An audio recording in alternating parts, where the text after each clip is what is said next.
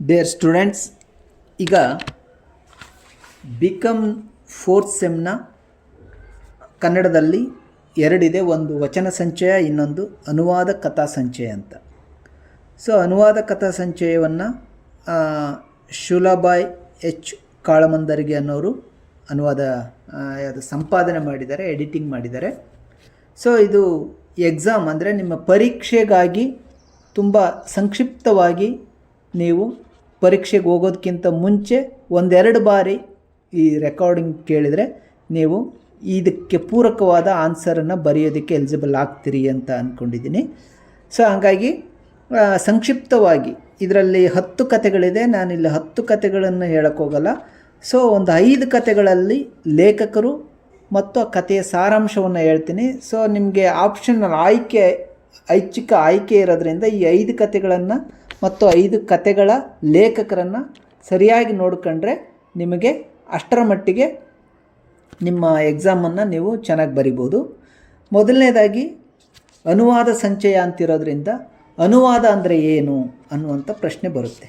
ಅನುವಾದ ಅಂತಂದರೆ ಒಂದು ಭಾಷೆಯಿಂದ ಇನ್ನೊಂದು ಭಾಷೆಗೆ ಒಂದು ಭಾಷೆಯ ಕೃತಿಯನ್ನು, ಅದು ಯಾವುದೇ ಕಥೆ ಇರ್ಬೋದು, ಕವಿತೆ ಇರ್ಬೋದು, ಸಂಶೋಧನೆ ಇರ್ಬೋದು, ಅಧ್ಯಯನ ಗ್ರಂಥ ಇರ್ಬೋದು, ಯಾವುದೇ ಇರ್ಬೋದು, ಒಂದು ಭಾಷೆಯ ಕೃತಿಯನ್ನು ಇನ್ನೊಂದು ಭಾಷೆಯ ಸಂಸ್ಕೃತಿಗೆ, ಇನ್ನೊಂದು ಭಾಷೆಯ ಭಾಷಿಕ ಪರಿಸರಕ್ಕೆ ಹೋಲಿಸಿ ಅದನ್ನು ತರುವುದಿದೆಯಲ್ಲ, ಅದನ್ನು ನಾವು ಅನುವಾದ ಅಂತ ಕರಿತೀವಿ. ಯಾವುದೇ ಒಂದು ಭಾಷೆ ಅನುವಾದಗಳಿಂದನೇ ಬೆಳೆಯುತ್ತೆ. ಯಾಕೆ ಅಂತಂದರೆ ಒಂದು ಸಾಹಿತ್ಯದ ಪರಿಸರ ಬೆಳಿಬೇಕಂತಂದರೆ ಅದು ಬೇರೆ ಬೇರೆ ಸಾಹಿತ್ಯ ಪರಿಸರ, ಬೇರೆ ಬೇರೆ ಜೀವನ ಕ್ರಮ, ಬೇರೆ ಬೇರೆ ದೇಶಗಳ, ಬೇರೆ ಬೇರೆ ರಾಜ್ಯಗಳ, ಬೇರೆ ಬೇರೆ ಕಡೆಯ ಅನುಭವ ಲೋಕಗಳು ನಮಗೆ ಅನುವಾದದ ಮೂಲಕ ಸಿಕ್ಕಾಗ ಏನಾಗುತ್ತೆ, ನಮಗೆ ಬೇರೆ ಬೇರೆ ಅನುಭವ ಲೋಕಗಳು ನಮ್ಮ ಲೋಕಕ್ಕೆ ಸಿಗುತ್ತೆ. ಸೊ ಈ ಅರ್ಥದಲ್ಲಿ ಅದು ಅನುವಾದ ಅನ್ನೋದಿದೆಯಲ್ಲ, ಅದು ಭಾಳ ಮುಖ್ಯವಾಗಿರೋದು. ಅಂದರೆ ಒಂದು ಭಾಷೆ ಬೆಳೆಯಬೇಕಾದ್ರೆ ಅನುವಾದ ಅನ್ನೋದು ತುಂಬ ತುಂಬ ತುಂಬ ಮುಖ್ಯವಾಗಿರುವಂಥದ್ದು. ಸೊ ಇದನ್ನು ನಾವು ಕನ್ನಡದಲ್ಲಿ ಅನುವಾದ ಅಂತೀವಿ, ಭಾಷಾಂತರ ಅಂತೀವಿ, ತರ್ಜುಮೆ ಅಂತೀವಿ. ಸೊ ಇತ್ತೀಚಿನ ದಿನಗಳಲ್ಲಿ ಅನುವಾದವನ್ನು ಕನ್ನಡದ ನಿರೂಪಣೆ, ಅಂದರೆ ಕನ್ನಡದಲ್ಲಿ ಅದನ್ನು ನಾವು ನಿರೂಪಣೆ ಮಾಡ್ತಾ ಇದ್ದೀವಿ, ಕನ್ನಡ ಓದು ಅಥವಾ ಕನ್ನಡದಲ್ಲಿ ಅದನ್ನು ನಾವು ಓದ್ತಾ ಇದ್ದೀವಿ ಅನ್ನುವ ಬೇರೆ ಬೇರೆ ಬೇರೆ ಹೆಸರುಗಳಲ್ಲಿ ನಾವು ಯಾವುದನ್ನು ಅನುವಾದವನ್ನು ಕರಿತಾ ಇದ್ದೀವಿ. ಸೊ ಆ್ಯಕ್ಚುಲಿ ಕನ್ನಡದಲ್ಲಿ ಈಗ ಅತಿ ಹೆಚ್ಚು ಅನುವಾದಗಳು ಬರ್ತಿದ್ದಾವೆ. ಕನ್ನಡ ಸಾಹಿತ್ಯದ ಸಂದರ್ಭದಲ್ಲಿ ಈಗ ಕನ್ನಡದಲ್ಲಿ ಅಂದರೆ ಕನ್ನಡಿಗರೇ ಅಥವಾ ಕನ್ನಡದಲ್ಲಿ ಸ್ವತಃ ರಚನೆ ಮಾಡುವ ಕೃತಿಗಳಿಗಿಂತ ಹೆಚ್ಚಾಗಿ ಅನುವಾದ ಕೃತಿಗಳು ಕನ್ನಡದಲ್ಲಿ ಈಗ ಬರ್ತಿದ್ದಾವೆ. ಸೊ ಹಂಗಾಗಿ ಅನುವಾದ ಪ್ರತಿ ಹಂತದಿಂದ ಹಂತಕ್ಕೆ ಹೆಚ್ಚು ಪ್ರಾಮುಖ್ಯತೆಯನ್ನು ಪಡಿತಾ ಇದೆ. ಸೊ ಇದು ಅನುವಾದ. ನಮಗೆ ಅನುವಾದ ಅಂತ ಬಂದಾಗ ನಾವು ಒಬ್ಬ ಅನುವಾದಕರಿಗೆ ಏನಿರಬೇಕು ಸಾಮರ್ಥ್ಯ ಅಂತಂದರೆ, 1-2 ಭಾಷೆಗಳು ಸಮರ್ಥವಾಗಿ ಬರಬೇಕು. ಸಮರ್ಥವಾಗಿ ಅಂತಂದರೆ ಬರೀ ಓದೋಕ್ಕೂ ಬರೆಯೋಕ್ಕೂ ಅಷ್ಟೇ ಅಲ್ಲ, ಅದರ ಗ್ರಾಮರ್ ಗೊತ್ತಿರಬೇಕು, ಅದರ ನುಡಿಗಟ್ಟು ಗೊತ್ತಿರಬೇಕು, ಅದರ ನಿಘಂಟು ಗೊತ್ತಿರಬೇಕು. ಮತ್ತು ಆ ಎರಡೂ ನಾವು ಯಾವ ಕೃತಿಯನ್ನು ಅನುವಾದ ಮಾಡ್ತೀವಿ, ಆ ಕೃತಿ ಯಾವ ಪರಿಸರದಲ್ಲಿ ರಚನೆಯಾಗಿದೆ, ಯಾವ ಕಾಲಘಟ್ಟದಲ್ಲಿ ರಚನೆಯಾಗಿದೆ, ಆ ಕಾಲಘಟ್ಟದ ಪರಿಚಯ, ಅಲ್ಲಿ ಮತ್ತು ಆ ಕೃತಿಯಲ್ಲಿ ಉಲ್ಲೇಖವಾಗುವ ಘಟನೆಗಳು, ಆ ಕೃತಿಯಲ್ಲಿ ಉಲ್ಲೇಖವಾಗುವ ಶಬ್ದಗಳ ಪರಿಚಯ ನಮಗಿರಬೇಕು. ಸೊ ಅಷ್ಟು ಆಳವಾದ ತಿಳುವಳಿಕೆ ಇದ್ದಾಗ ಮಾತ್ರ ಒಂದು ಕೃತಿಯನ್ನು ಇನ್ನೊಂದು ಭಾಷೆಗೆ, ಇನ್ನೊಂದು ಸಂಸ್ಕೃತಿಗೆ ನಾವು ಅನುವಾದ ಮಾಡೋದಕ್ಕೆ ಸಾಧ್ಯ ಇದೆ. ನಾವು ಅನುವಾದದಲ್ಲಿ ಪಂಚಸೂತ್ರಗಳು ಅಂತ ಬಳಸ್ತಾರೆ. ಅದನ್ನು JP ಪೋಸ್ಟ್ಗೇಟ್ ಅನ್ನೋರು ಅದನ್ನು ಒಂದು 5 ಸೂತ್ರಗಳನ್ನ ಹೇಳ್ತಾರೆ. ಒಂದು ವಿಧೇಯತ ತತ್ವ, ಇನ್ನೊಂದು ಅನಂತ ತತ್ವ, ಇನ್ನೊಂದು ಅನುರೂಪದ ತತ್ವ, ಇನ್ನೊಂದು ಪರಿಹಾರ ತತ್ವ, ಇನ್ನೊಂದು ಮೂಲಭಾಸ ತತ್ವ ಅಂತ. ವಿಧೇಯತ ತತ್ವ ಅಂತಂದರೆ ಮೂಲ ಕೃತಿಗೆ ನಿಷ್ಠವಾಗಿರೋದು, ಅಂದರೆ ವಿಧೇಯವಾಗಿರೋದು. ನೀವು ಯಾವುದನ್ನು ಸ್ವಾತಂತ್ರ್ಯ ತಗೊಂಡು ನೀವು ಹೆಚ್ಚು ಕಡಿಮೆ ಮಾಡುವ ಹಾಗಿಲ್ಲ. ಅನಂತ ತತ್ವ ಅಂತಂದರೆ ಒಂದಷ್ಟು ಸ್ವತಂತ್ರವನ್ನು ತಗೊಂಡು ನೀವು ಮೂಲವನ್ನು ಒಂದಷ್ಟು ಬದಲಾವಣೆ ಮಾಡಬಹುದು. ಅನುರೂಪದ ತತ್ವ ಅಂತಂದರೆ ಅದರ ರಿಫ್ಲೆಕ್ಷನ್, ಅಂದರೆ ಕನ್ನಡಿ ಥರ ನೀವು ಅದನ್ನು ಹೆಂಗಿರುತ್ತೋ ಹಂಗೇ ಅದನ್ನು ಮಕ್ಕಿ ಅದನ್ನು ಅನುವಾದಿಸೋದು. ಸೊ ಪರಿಹಾರ ತತ್ವ ಅಂತಂದರೆ ಇವರು ಅನುವಾದ ಮಾಡುವ ಸಂದರ್ಭದಲ್ಲಿ ನೀವು ಒಂದಷ್ಟು ಸ್ವಾತಂತ್ರ್ಯವನ್ನು ತಗೊಂಡು ಕೆಲವು ವಿಷಯಗಳನ್ನು ನಾವು ಅದಕ್ಕೆ ಇಂಟರ್ಪ್ರಿಟೇಷನ್ ಮಾಡ್ತಾ ನಾವು ಅನುವಾದ ಮಾಡುವಂಥದ್ದು. ಇನ್ನು ಮೂಲಭಾಸ ತತ್ವ ಅಂತಂದರೆ ಮೂಲಕ್ಕೆ ಯಾವುದೇ ರೀತಿ ಧಕ್ಕೆ ಆಗದಂಗೆ ಮೂಲಭಾಸ ತತ್ವ ಅಂತಂದರೆ ಮೂಲಕ್ಕೆ ಅಭಾಸ ಆಗಬಾರ್ದು, ಆ ಥರದ ಒಂದು ಅನುವಾದವನ್ನು ನಾವು ಮೂಲಭಾಸ ತತ್ವ ಅಂತ ಕರಿತೀವಿ. ಆಮೇಲೆ ಇನ್ನೂ ಅನುವಾದದಲ್ಲಿ ಹಲವು ಪ್ರಕಾರಗಳಿವೆ. ಒಂದು ಶಬ್ದಾನುವಾದ ಅಂತಾರೆ, ಅಂದರೆ ಶಬ್ದಗಳ ಅರ್ಥಗಳನ್ನು ಇಟ್ಕೊಂಡೇ ಅನುವಾದ ಮಾಡೋದು. ಇನ್ನೊಂದು ವಿಸ್ತಾರವಾದ ಅಂತಂದರೆ ಶಬ್ದಗಳ ಅರ್ಥದ ಜೊತೆಗೆ ಆ ಅರ್ಥದ ವಿಸ್ತಾರತೆಯನ್ನು ಇಟ್ಕೊಂಡು ಅನುವಾದ ಓದು. ನಿಕಟಾನುವಾದ ಅಂತಂದರೆ ಒಂದು ಕೃತಿ ಯಾವುದನ್ನು ನಾವು ಅನುವಾದ ಮಾಡ್ತೀವಿ ಅದಕ್ಕೆ ತುಂಬ ಹತ್ತಿರದಲ್ಲ ಅಂದರೆ ಇದು ಮಾಡೋದು. ಇನ್ನೊಂದು ಭಾವಾನುವಾದ ಅಂತಂದರೆ ಅಲ್ಲಿ ಇಡೀ ಕೃತಿಯನ್ನು ಓದಿ ಅದರ ಭಾವನೆಗಳನ್ನು ಮಾತ್ರ ಆಧರಿಸಿ ಅನುವಾದ ಮಾಡೋದು. ಆಮೇಲೆ ಸರಳಾನುವಾದ ಅಂತಂದರೆ ತುಂಬ ನೇರವಾಗಿ ಅಲ್ಲಿ ಏನಿರುತ್ತೋ ಅದನ್ನು ಮಾತ್ರ ಒಂದು ಅನುವಾದ ಮಾಡ್ತಾ ಹೋಗೋದು. ಆಮೇಲೆ ರೂಪಾನುವಾದ ಅಂತಿರುತ್ತೆ, ಅಂದರೆ ಒಂದು ಕತೆ ಅಥವಾ ಕಾದಂಬರಿಯನ್ನು ಮಾಡುವಾಗ ಅಲ್ಲಿ ವರ್ಣನೆ ಮಾಡುವ ಬೆಟ್ಟ, ಗುಡ್ಡ, ನದಿ ಅವುಗಳನ್ನ ಕೆಲವೊಂದು ಸಲ ನಾವು ಇಲ್ಲಿ ಹೋಲಿಕೆ ಮಾಡಿ ಕೂಡ ಅರ್ಥ ಮಾಡ್ಸೋಕ್ಕೆ ಟ್ರೈ ಮಾಡ್ಬೋದು. ಇನ್ನು ಅರ್ಥಾನುವಾದ ಅಂದರೆ ಒಂದು ಕೃತಿ ಏನು ಯಾವ ಅರ್ಥವನ್ನು ಬಿಟ್ಟುಕೊಡುತ್ತೆ ಆ ಅರ್ಥವನ್ನು ಆಧರಿಸಿ ಅನುವಾದ ಮಾಡೋದು. ಸೊ ಈ ಥರ ಅನುವಾದದಲ್ಲಿ ಹಲವು ಪ್ರಕಾರಗಳು ಇರೋದನ್ನು ನೋಡ್ಬೋದು. ನಮಗೆ ಆರಂಭದಲ್ಲಿ ಕನ್ನಡದಲ್ಲಿ ಸಂಸ್ಕೃತದ ಪಠ್ಯಗಳನ್ನು ನಾವು ಕನ್ನಡಕ್ಕೆ ಅನುವಾದ ಮಾಡ್ಕೊಂಡ್ವಿ. ಉದಾಹರಣೆ, ಪ್ರಾಕೃತದ ಪಠ್ಯಗಳನ್ನು ಕನ್ನಡಕ್ಕೆ ಅನುವಾದ ಮಾಡ್ಕೊಂಡ್ರೆ. ಅಂದರೆ ಕನ್ನಡದಲ್ಲಿ ಮೊದಲ ಅನುವಾದ ಆಗಿದ್ದು ಯಾವುದಂದರೆ ಸಂಸ್ಕೃತ ಮತ್ತು ಪ್ರಾಕೃತ ಭಾಷೆಗಳು.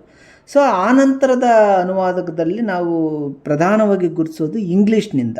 ನಮಗೆ ಪ್ರಾದೇಶಿಕ ಭಾಷೆಗಳಿಂದ ಅನುವಾದ ಬಂದೋದಕ್ಕಿಂತ ಇಂಗ್ಲೀಷ್ನಿಂದ ನಾವು ಕನ್ನಡಕ್ಕೆ ಅನುವಾದ ಮಾಡ್ಕೊಂಡ್ವಿ. ಇದು ಬಿಕಾಸ್ ಆಫ್ ಇದು ಏನು ಪರಿಣಾಮ ಯಾವುದು ಅಂತಂದರೆ, ಇಂಗ್ಲೀಷ್ನಿಂದ ನಾವು ಅನುವಾದ ಮಾಡೋದಕ್ಕೆ ಕಾರಣ ಏನಂತಂದರೆ, ಬ್ರಿಟಿಷರು ನಮ್ಮನ್ನು ಆಳುವಾಗ ಅವರು ಇಂಗ್ಲೀಷ್ ಪದ್ಧತಿಯನ್ನು ಜಾರಿಗೆ ತರ್ತಾರೆ. ಇಂಗ್ಲೀಷ್ ಶಿಕ್ಷಣ ಪದ್ಧತಿಯನ್ನು ತಂದಾಗ ಮೊದಲ ತಲೆಮಾರು ಇಂಗ್ಲೀಷನ್ನು ಕಲಿತಾರೆ, ಇಂಗ್ಲೀಷನ್ನು ಓದುವುದು ಬರೆಯುವುದು ಕಲಿತಾರೆ. ಸೊ ಹಂಗಾಗಿ ಆ ಕಾರಣದಿಂದ ಇಂಗ್ಲೀಷ್ ಶಿಕ್ಷಣದಲ್ಲಿ ಬೇರೆ ಬೇರೆ ಪಾಶ್ಚಿಮಾತ್ಯ ಕವಿಗಳನ್ನು, ಲೇಖಕರನ್ನು, ಕಾದಂಬರಿಕಾರರನ್ನು ಓದ್ತಾರೆ. ಇದರ ಪ್ರಭಾವದಿಂದ ಅದು ನಾವು ಕನ್ನಡದಲ್ಲಿ ಯಾಕೆ ಹೇಳಬಾರ್ದು ಅನ್ನೋ ಅರ್ಥದಲ್ಲಿ ಇಂಗ್ಲೀಷ್ನ ಅನುವಾದವನ್ನು ಮಾಡ್ತಾರೆ. ಸೊ ಇದು ಕನ್ನಡದ ಸಂದರ್ಭದಲ್ಲಿ ರೆವೆಗಲ್ ಮಾಡಿದ ಪಿಲ್ಗ್ರಿಮ್ಸ್ ಪ್ರೋಗ್ರೆಸ್ ಗ್ರಂಥದ ಭಾಷಾಂತರ ಯಾತ್ರಿಕನ ಸಂಚಾರ ಅಂತ ಅದು 1847ರಲ್ಲಿ ಪ್ರಕಟ ಆಗುತ್ತೆ. ಇದನ್ನು ನಾವು ಕನ್ನಡದಲ್ಲಿ ಮೊದಲ ಅನುವಾದ ಅಂತ ಗುರುತಿಸ್ತೀವಿ. ಆಮೇಲೆ ಮುದ್ರ ಮಂಜೂಷವನ್ನು ಬಿಟ್ಟರೆ ಇದು ಒಂದು ದೀರ್ಘವಾದ ಕಾದಂಬರಿಯಾಗಿ ಭಾಳ ದೀರ್ಘವಾಗಿ ಅನುವಾದ ಆಗಿರುವಂಥದ್ದು. ಆರಂಭದ ಅನುವಾದಕರು ಅಂತಂದರೆ ಬಿ ವೆಂಕಟಾಚಾರ್ಯರು. ಅವರು ಬಂಗಾಳದ ಭಾಷೆಯಿಂದ ಅನುವಾದವನ್ನು ಮಾಡ್ತಾರೆ. ಗಳಗನಾಥರು ಮರಾಠಿ ಭಾಷೆಯಿಂದ ಕನ್ನಡಕ್ಕೆ ಅನುವಾದ ಮಾಡ್ತಾರೆ. ಸೊ ಹೀಗೆ ಬೇರೆ ಬೇರೆ ಬೇರೆ ಬೇರೆ ಭಾಷೆಗಳಿಂದ, ಅಂದರೆ ಇಂಗ್ಲೀಷ್ ಅಲ್ಲದೆ ಭಾರತದ ಬೇರೆ ಬೇರೆ ಸ್ಥಳೀಯ ಭಾಷೆಗಳಿಂದ ಕೂಡ ಅನುವಾದ ಶುರುವಾಗುತ್ತೆ.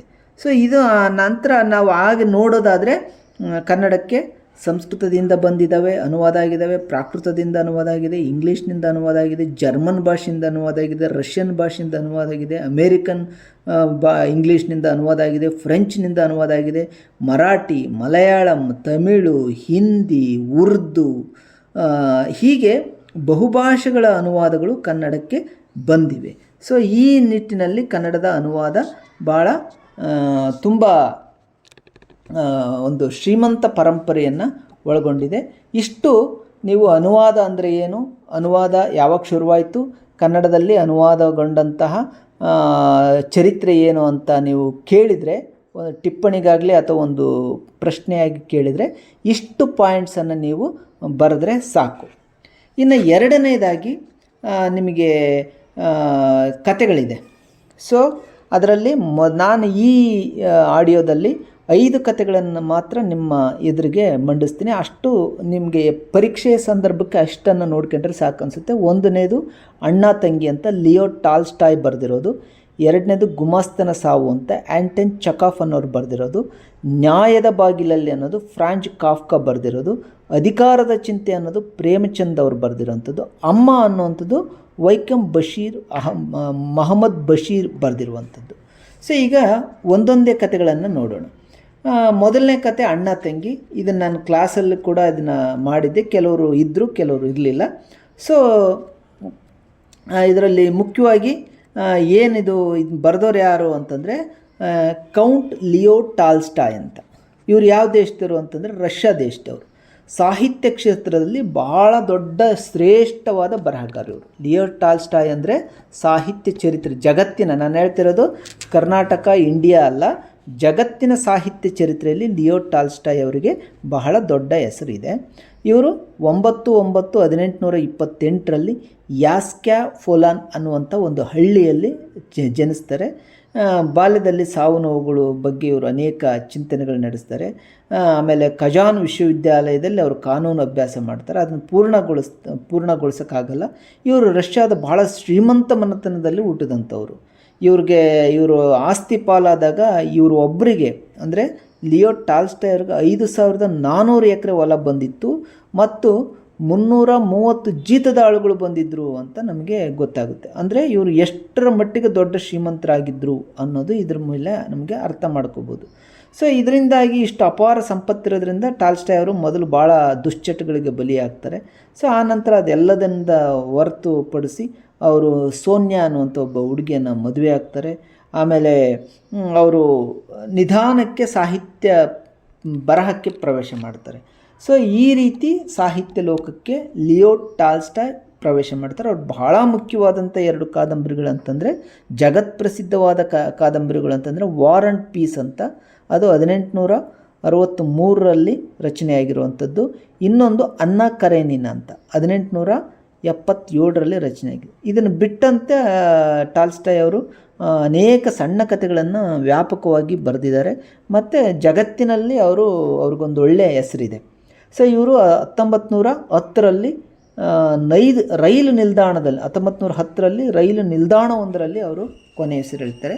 ಸೊ ಲಿಯೋ ಟಾಲ್ಸ್ಟಾಯ್ ಅನ್ನೋರು ಕನ್ನಡದ ಮೇಲೆ ತುಂಬ ಅಪಾರವಾದ ಪ್ರಭಾವವನ್ನು ಬೀರಿದ್ದಾರೆ. ಕುವೆಂಪು ಅವರನ್ನಂತೂ ತುಂಬ ಗಾಢವಾಗಿ ಅವರು ಲಿಯೋ ಟಾಲ್ಸ್ಟಾಯ್ ಪ್ರಭಾವಿಸಿದ್ದಾರೆ.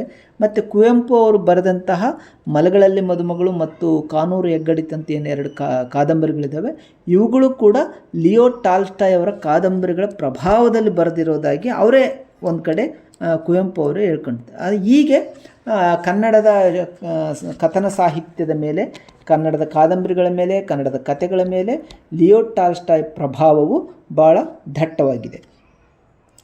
ಹಾಗಾದರೆ ಮೊದಲನೇ ಇವರ ಕಥೆಯನ್ನು ನೋಡೋಣ. ಇದು ಅಣ್ಣ ತಂಗಿ ಅಂತ ಒಂದು ಭಾಳ ಮನೋಜ್ಞವಾಗಿರುವಂತಹ ಹೃದಯವನ್ನು ನಾವು ತುಂಬ ಹಿಂಡುವಂಥ ಒಂದು ಕತೆ ಇದು. ಈ ಕತೆ ಏನು ಅಂತಂದರೆ, ಇದು ಅಣ್ಣ ತಂಗಿಯ ಅಪರಿಚಿತ ಸ್ಥಿತಿಯಲ್ಲಿ ಅಣ್ಣ ತಂಗಿಯ ಬಗ್ಗೆ ಇರುವಂಥ ಒಂದು ಕತೆ. ಇದು ಒಂದು ಅವರ್ ಲೇಡಿ ಆಫ್ ವಿಂಡ್ಸ್ ಅನ್ನುವಂಥ ಒಂದು ಹಡಗಿನ ಚಲನೆಯಿಂದ ಶುರುವಾಗುತ್ತೆ. ಆ ಹಡಗಿನ ಹೆಸರೇನು? Our Lady of Winds. ಈ ಹಡಗು ಇದರ ಕ್ಯಾಪ್ಟನ್ನು ಮತ್ತು 14 ಮಂದಿ ಸಿಬ್ಬಂದಿ ಇರ್ತಾರೆ. ಇವರು ಒಂದಿಗೆ ಇದು ಒಂದು ಹಡಗು ಹೌರಾದಿಂದ ಹೊರಟಿದೆ. ಎಲ್ಲಿಂದ ಹೊರಟಿರುತ್ತೆ? ಅವರ್ ಲೇಡಿ ಆಫ್ ವಿಂಡ್ಸ್ ಅನ್ನುವಂಥ ಹಡಗು ಹೌರಾದಿಂದ ಹೊರಟಿರುತ್ತೆ. ಕೊನೆಗದು ಮಾರ್ಸೆಲ್ಲಿಸ್ ಅನ್ನುವಂಥ ಒಂದು ಬಂದರಿಗೆ ಬಂದು ನಿಲ್ಲುತ್ತೆ. ಸೊ ಮಾರ್ಸೆಲ್ಲಿಸ್ ಅನ್ನುವಂಥ ಒಂದು ಬಂದರಿಗೆ ಅದು ನೈಟ್ ಹಾಲ್ಟ್ ಮಾಡುತ್ತೆ. ನೈಟ್ ಹಾಲ್ಟ್ ಮಾಡೋದ್ರಿಂದ ಅಲ್ಲಿನ ಕ್ಯಾಪ್ಟನ್ಗಳು ಮತ್ತು ಆ ಹಡಗಿನ ಸಿಬ್ಬಂದಿಗಳು ಅವರು ಆ ರಾತ್ರಿಯೆಲ್ಲ ಆರಾಮಾಗಿ ಅವ್ರಿಗೆ ಬೇಕಾದ ಹಾಗೆ ಖುಷಿ ಪಡುವಂತಹ ಒಂದು ಸಂದರ್ಭ. ಸೊ ಇಂಥ ಸಂದರ್ಭದಲ್ಲಿ ಮಾರ್ಸೆಲ್ಲಿಸ್ ಅನ್ನುವಂಥದ್ದು ಜಗಮಗಿಸುವಂಥ ಒಂದು ನಗರ ಅದು. ಅಂದರೆ ಅದು ತುಂಬ, ಯಾಕೆಂದರೆ ಬಂದರಾಗಿರೋದ್ರಿಂದ ಅನೇಕ ಪ್ರವಾಸಿಗರು ಅಲ್ಲಿ ಬಂದು ಸೇರ್ತಿರೋದ್ರಿಂದ ಅದೊಂದು ತುಂಬ ಜಗಮಗಿಸುವಂಥ ನಗರ. ಸೊ ಇಲ್ಲಿ ನಾವಿಕರು 4 ತಿಂಗಳಿಂದ ನಿರಂತರವಾಗಿ ಪ್ರಯಾಣ ಮಾಡಿರೋದ್ರಿಂದ ಎಲ್ಲರೂ ಕೂಡ ತುಂಬ ಸುಸ್ತಾಗಿರ್ತಾರೆ. ಹಂಗಾಗಿ ಅವರೊಂದು ಸ್ವಲ್ಪ ಎಣ್ಣೆ ಹೊಡೆದು ಆಮೇಲೆ ಸ್ವಲ್ಪ ಹೆಣ್ಮಕ್ಳ ಸಂಪರ್ಕ ಮಾಡಿ ಖುಷಿ ಪಡಬೇಕಾದಂತಹ ಒಂದು ಆತುರದಲ್ಲಿರ್ತಾರೆ. ಸೊ ಇಂಥ ಸಂದರ್ಭದಲ್ಲಿ ಸೆಲೆಸ್ಟಿನ್ ಡಕ್ಲೋಸ್ ಅನ್ನೋವಂಥವನು ಒಬ್ಬ ನಾವಿಕ. ಅವನ ಹೆಸರು ಏನಂತಂದರೆ ಸಿಲೆಸ್ಟಿನ್ ಡುಕ್ಲೋಸ್ ಅಂತ. ಇವನು ಒಬ್ಬ ಅದರ ನಾವಿಕ ಆಗಿರ್ತಾನೆ. ಇವನು ಎಲ್ಲರಂತೆ ಅವತ್ತು ರಾತ್ರಿ ಅವನು ಒಂದು ಕಡೆ ಒಂದು ಹೆಣ್ಣು ಮಕ್ಕಳು ವೇಶ್ಯಾಗೃಹಕ್ಕೆ ಈತ ಹೋಗ್ತಾನೆ. ತನ್ನ ಸ್ನೇಹಿತರೆಲ್ಲ ಕರ್ಕೊಂಡು ಹೋಗ್ತಾನೆ. ಆ ವೇಶ್ಯಾಗೃಹದಲ್ಲಿ ಅನೇಕ ಮಹಿಳೆಯರು, ಲೈಂಗಿಕ ಕಾರ್ಯಕರ್ತೆಯರು ಗಂಡಸರ ಕಾಮತೃಷೆಯನ್ನು ಪರಿಹರಿಸುವ ಅಥವಾ ಅದಕ್ಕೆ ಪೂರಕವಾಗಿ ಒಂದು ಬಿಸ್ನೆಸ್ ಆಗಿ ಇರುತ್ತೆ. ಸೊ ಅಂಥ ಸಂದರ್ಭದಲ್ಲಿ ಇವರು ಒಂದು ವೇಶ್ಯಾಗೃಹಕ್ಕೆ, ಯಾರು ಡಕ್ಲಸ್ ಅಂತ ಏನು ಹೇಳಿದೆ ಆತ ಒಂದು ವೇಶ್ಯಾಗೃಹಕ್ಕೆ ಹೋಗ್ತಾನೆ. ಸೊ ಅಲ್ಲಿ ಒಂದು ಚಿಕ್ಕ ಸ್ಕರ್ಟ್ ಹಾಕಿಕೊಂಡಂಥ ಒಬ್ಬ ಹುಡುಗಿ ಸಿಗ್ತಾಳೆ. ಆ ಹುಡುಗಿಯನ್ನು ಇವನು ಕರ್ಕೊಂಡು ಅವನು ಕೋಣೆಗೆ ಹೋಗ್ತಾನೆ. ಸೊ ಇಲ್ಲಿ ಮದ್ಯವನ್ನು ಕುಡಿತಾ, ಅಂದರೆ ಡ್ರಿಂಕ್ ಮಾಡ್ತಾ ಮಾಡ್ತಾ ಮಾಡ್ತಾ ಡುಕ್ಲೋಸು ಮತ್ತು ಆ ಹುಡುಗಿಯ ನಡುವೆ ಒಂದು ಮಾತುಕತೆ ಶುರುವಾಗುತ್ತೆ. ಅದು ಏನಪ್ಪ ಅಂತಂದರೆ, ನೀವು ಎಷ್ಟು ದಿನದಿಂದ ಕೆಲಸ ಶುರು ಮಾಡಿದ್ದೀರಿ ಅಂತ ಕೇಳ್ತಾಳೆ. ಈ ಕೆಲಸ ಅಂದರೆ ನಿಮಗಿಷ್ಟನಾ ಅಂತೆಲ್ಲ ಕೇಳ್ತಾಳೆ. ಹೌದು ನನಗಿಷ್ಟ, ಇದು ನಾವು 6 ತಿಂಗಳಿಂದನೇ ಈ ಕೆಲಸ ನಮ್ಮ ಇದು ಟ್ರಾವೆಲ್ ಶುರುವಾಗಿದೆ. ಸೊ ಅಂತ, ನೀವು ಈ ಪ್ರಾಂತ್ಯದವಳಲ್ಲ ಹೌದು ತಾನೇ ಅಂತ ಕೇಳ್ತಾನೆ. ಯಾರು? ಡುಕ್ಲೋಸು. ನೀನು ಈ ಪ್ರಾಂತ್ಯದವಳ ಅಂತ ಕೇಳ್ತಾನೆ. ಇಲ್ಲ ಇಲ್ಲ, ದೂರದ ಪ್ರಾಂತ್ಯದಿಂದ ಬಂದಿದೆಯಾ ಅಂತಾರೆ. ಹೌದು ಅಂತ ಹೇಳ್ತಾಳೆ. ಸೊ ಅವಳು ಸೆರ್ಪಿಗ್ನಾನ್ನಿಂದ ಬಂದಿದ್ದೀನಿ ಅಂತ ಹೇಳ್ತಾಳೆ. ಸರಿ ಸರಿ ಅಂತ ಇಬ್ಬರ ಮಧ್ಯೆ ಒಂದು ಸಣ್ಣ ಮೌನ ಆಗುತ್ತೆ. ಡುಕ್ಲೋಸು, ನೀವಾರು ನಾವಿಕರ ಅಂತ ಕೇಳ್ತಾಳೆ. ಹೌದು ನಾವು ನಾವಿಕರು ಅಂತ ಡುಕ್ಲೋಸ್ ಹೇಳ್ತಾನೆ.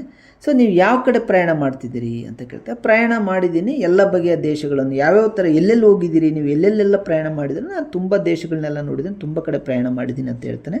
ಸೊ ಇದು ಆದಮೇಲೆ ಪ್ರಪಂಚನೆಲ್ಲ ತಿರುಗಿದ್ದೀರಾ ಅಂತ ಕೇಳ್ತಾಳೆ. ಹೌದು ಅಂತ ಅವನು ಜೋಕಾಗಿ ಹೇಳ್ತಾನೆ. ಸೊ ಆಮೇಲೆ ಅವನು, ನೀವು ಎಲ್ಲಾದರೂ, ಆ ಹುಡುಗಿ ಕೇಳ್ತಾಳೆ ಯಾರನ್ನು, ಡುಕ್ಲೋಸ್ನ, ನೀವು ಎಲ್ಲಾದರೂ ಅವರ್ ಲೇಡಿ ಆಫ್ ವಿಂಡ್ಸ್ ಅನ್ನುವಂಥ ಒಂದು ಹಡಗನ್ನು ನೋಡಿದ್ದೀರಾ ಅಂತ ಕೇಳ್ತಾಳೆ. ಇವನಿಗೆ ಆಶ್ಚರ್ಯ ಆಗುತ್ತೆ. ಯಾಕೆಂದರೆ ಡುಕ್ಲೋಸ್ನ ಹಡಗಿನ ಹೆಸರೇ ಅವರ್ ಲೇಡಿ ಆಫ್ ವಿಂಡ್ಸು.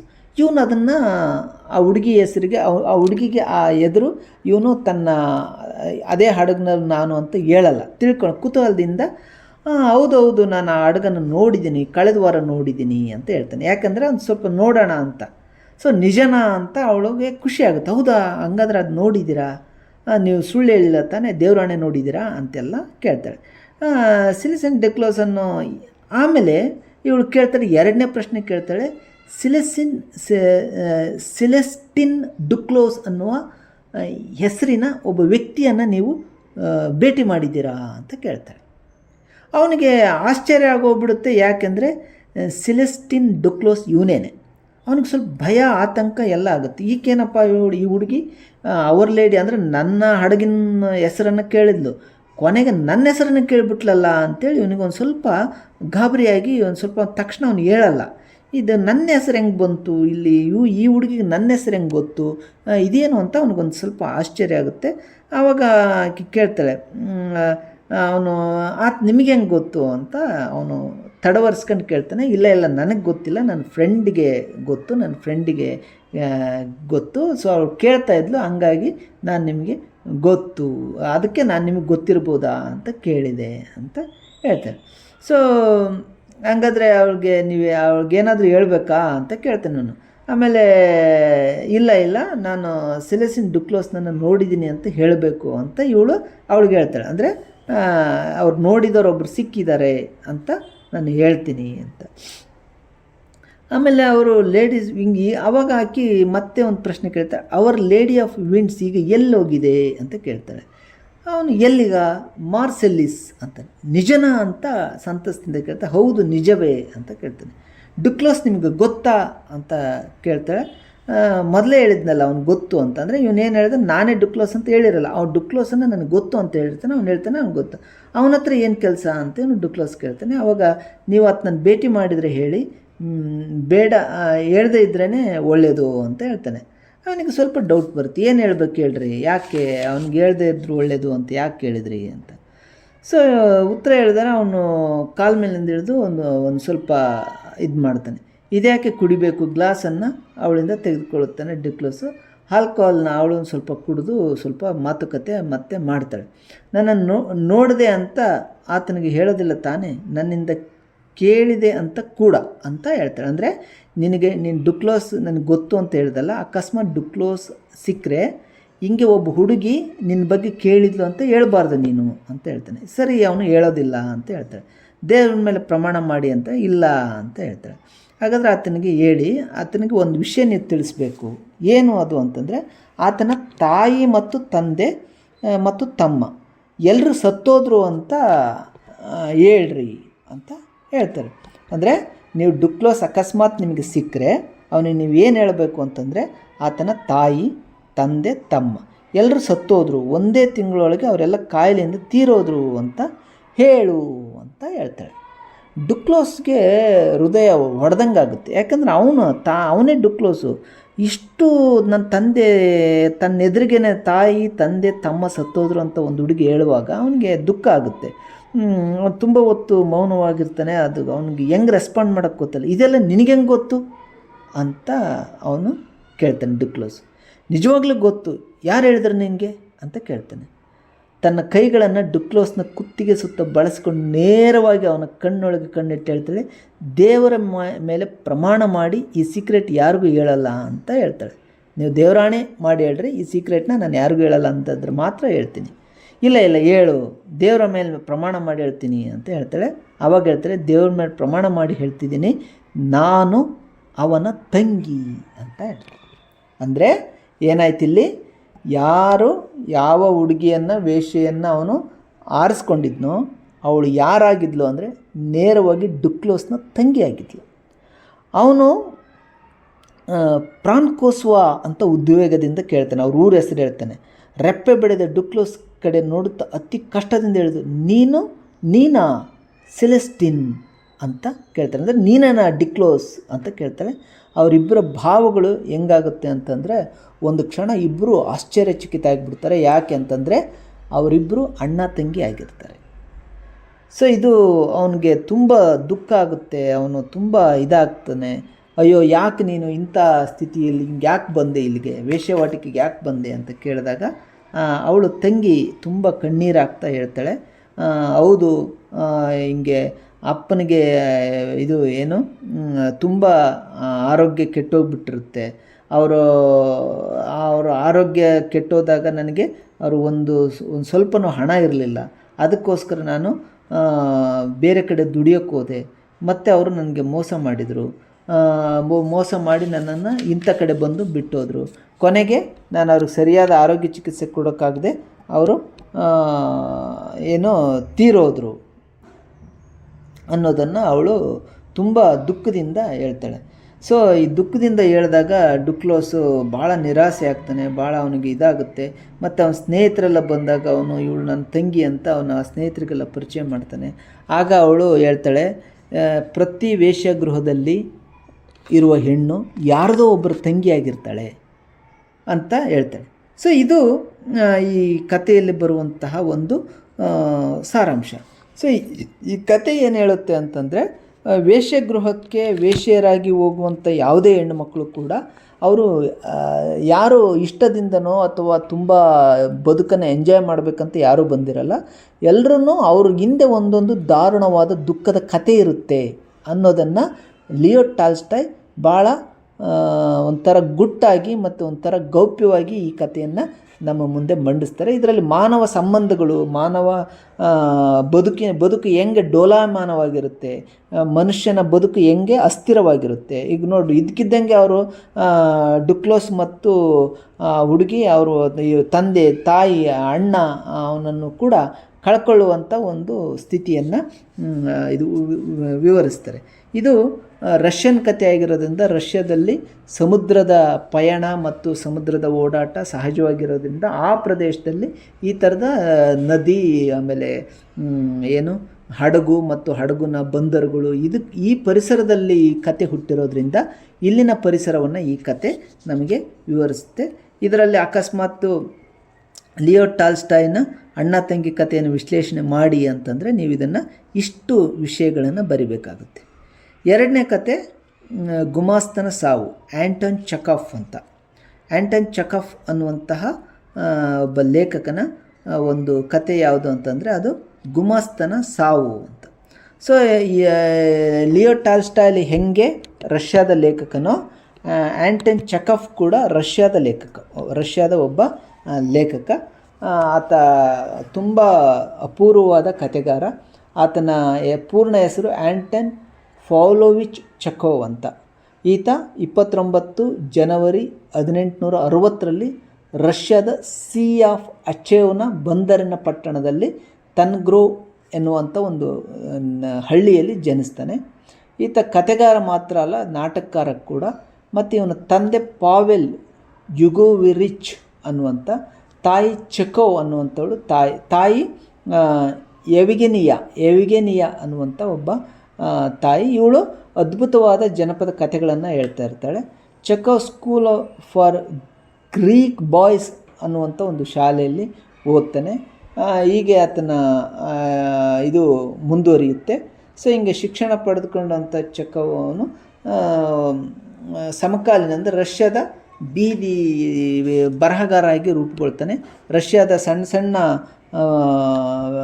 ಸಂಗತಿಗಳನ್ನು ಕೂಡ ಆತ ಮಂಡನೆ ಮಾಡ್ತಾ ಹೋಗ್ತಾನೆ. ಸೊ ಹೀಗೆ ರಷ್ಯಾದ ಹೆಂಗೆ ಲಿಯೋ ಟಾಲ್ಸ್ಟಾಯ್ ಒಬ್ಬ ಶ್ರೇಷ್ಠ ಕಥೆಗಾರನು, ಹಾಗೆ ಆ್ಯಂಟನ್ ಚೆಖಾವ್ ಅವರು ಕೂಡ ಭಾಳ ದೊಡ್ಡ ಶ್ರೇಷ್ಠ ಕಥೆಗಾರ. ಸೊ ಈತನ 3 ಸಿಸ್ಟರ್ಸು, ದಿ ಚೆರ್ರಿ, ಆರ್ಚರ್ಡ್ ಅನ್ನುವಂತಹ ನಾಟಕಗಳು ಭಾಳ ಫೇಮಸ್ ಆಗಿರುವಂಥದ್ದು.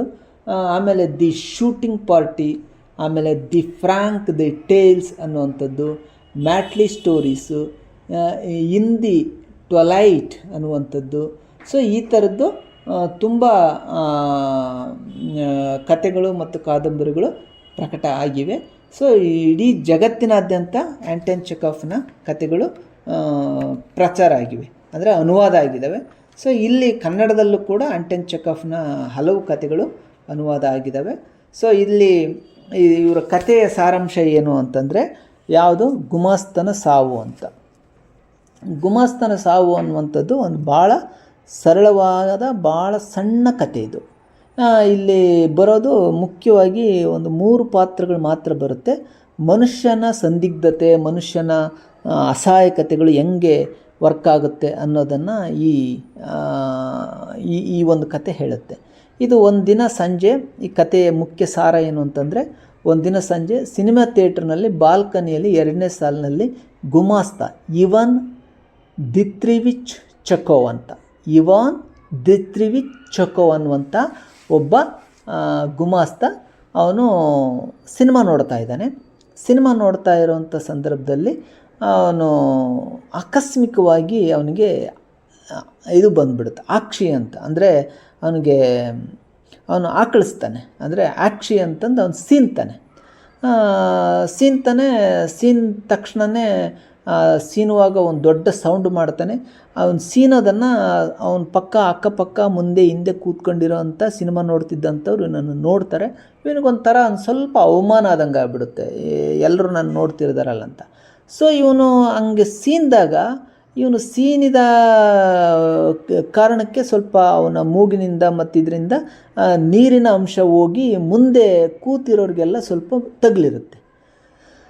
ಸೊ ಅದು ಏನಾಗುತ್ತೆ, ಅದು ಅಲ್ಲಿ ಮರ್ಯಾದಸ್ಥರೆಲ್ಲ ಕೂತಿರ್ತಾರೆ, ಹಿಂಗೆ ಸೀನಬಾರ್ದಿತ್ತು ನಾನು ಅಂತ ಹೇಳ್ತಾನೆ. ಸೊ ಮುಂದೆ ಅವನು ಸೀನಿದ್ದಕ್ಕೆ ಅವನು ಮುಂದೆ ಏನು ಅವನು ಸೀನಿದ ನೀರಿನ ಅಂಶ ಹೋಗಿ ಅವ್ರ ಮೇಲೆ ಬಿದ್ದಿರುತ್ತಲ್ಲ, ಅವರು ಯಾರು ಅಂತ ನೋಡ್ತಾನೆ. ಅವರು ಸಿವಿಲ್ ಜನರಲ್ ಬ್ರಿಜ್ ಲೋವ್ ಅಂತ ಸಾರಿಗೆ ಸಂಸ್ಥೆಯಲ್ಲಿ ಮುಖ್ಯ ಸಲಹೆಗಾರ ಆಗಿದ್ದರು ಮತ್ತು ಇವ್ರಿಗಿಂತ ಉನ್ನತ ಅಧಿಕಾರಿಯಾಗಿದ್ದರು. ಈತನಿಗಿಂತ ಇವನು ಗುಮಾಸ್ತ ಆಗಿರೋದಂದರೆ ಇವನಿಗಿಂತ ಉನ್ನತವಾದ ಅಧಿಕಾರಿ. ಆತನ ಹೆಸರು ಏನಂತಂದರೆ ಸಿವಿಲ್ ಜನರಲ್ ಬ್ರಿಜ್ ಲೋವ್ ಅಂತ. ಸೊ ಇವನಿಗೆ ಯಾರಿಗೆ ದಿತ್ರಿವಿಚ್ ಚೆಕೋವ್ಗೆ ಒಂಥರ ತುಂಬ ಬೇಜಾರಾಗುತ್ತೆ. ಅಯ್ಯೋ, ನನ್ನ ಮೇಲಧಿಕಾರಿಯ ಮೇಲೆ ಸೀನ್ಬಿಟ್ನಲ್ಲ, ಎಂಥ ತಪ್ಪು ಮಾಡಿಬಿಟ್ಟೆ, ಆಮೇಲೆ ಅವ್ರು ಏನು ಅಂದ್ಕೊಂಡ್ರೋ ಏನೋ, ನಾಳೆ ನನಗೇನಂತಾರೋ ಏನೋ ಅಂತ ಇವನಿಗೆ ಗಿಲ್ಟ್ ಶುರುವಾಗುತ್ತೆ. ಸೊ ಗಿಲ್ಟ್ ಶುರುವಾದಾಗ ಅವರು ಮೆಲ್ಲಕ್ಕೆ ಬಗ್ಗಿ ದಯವಿಟ್ಟು ಕ್ಷಮಿಸಿಬಿಡಿ,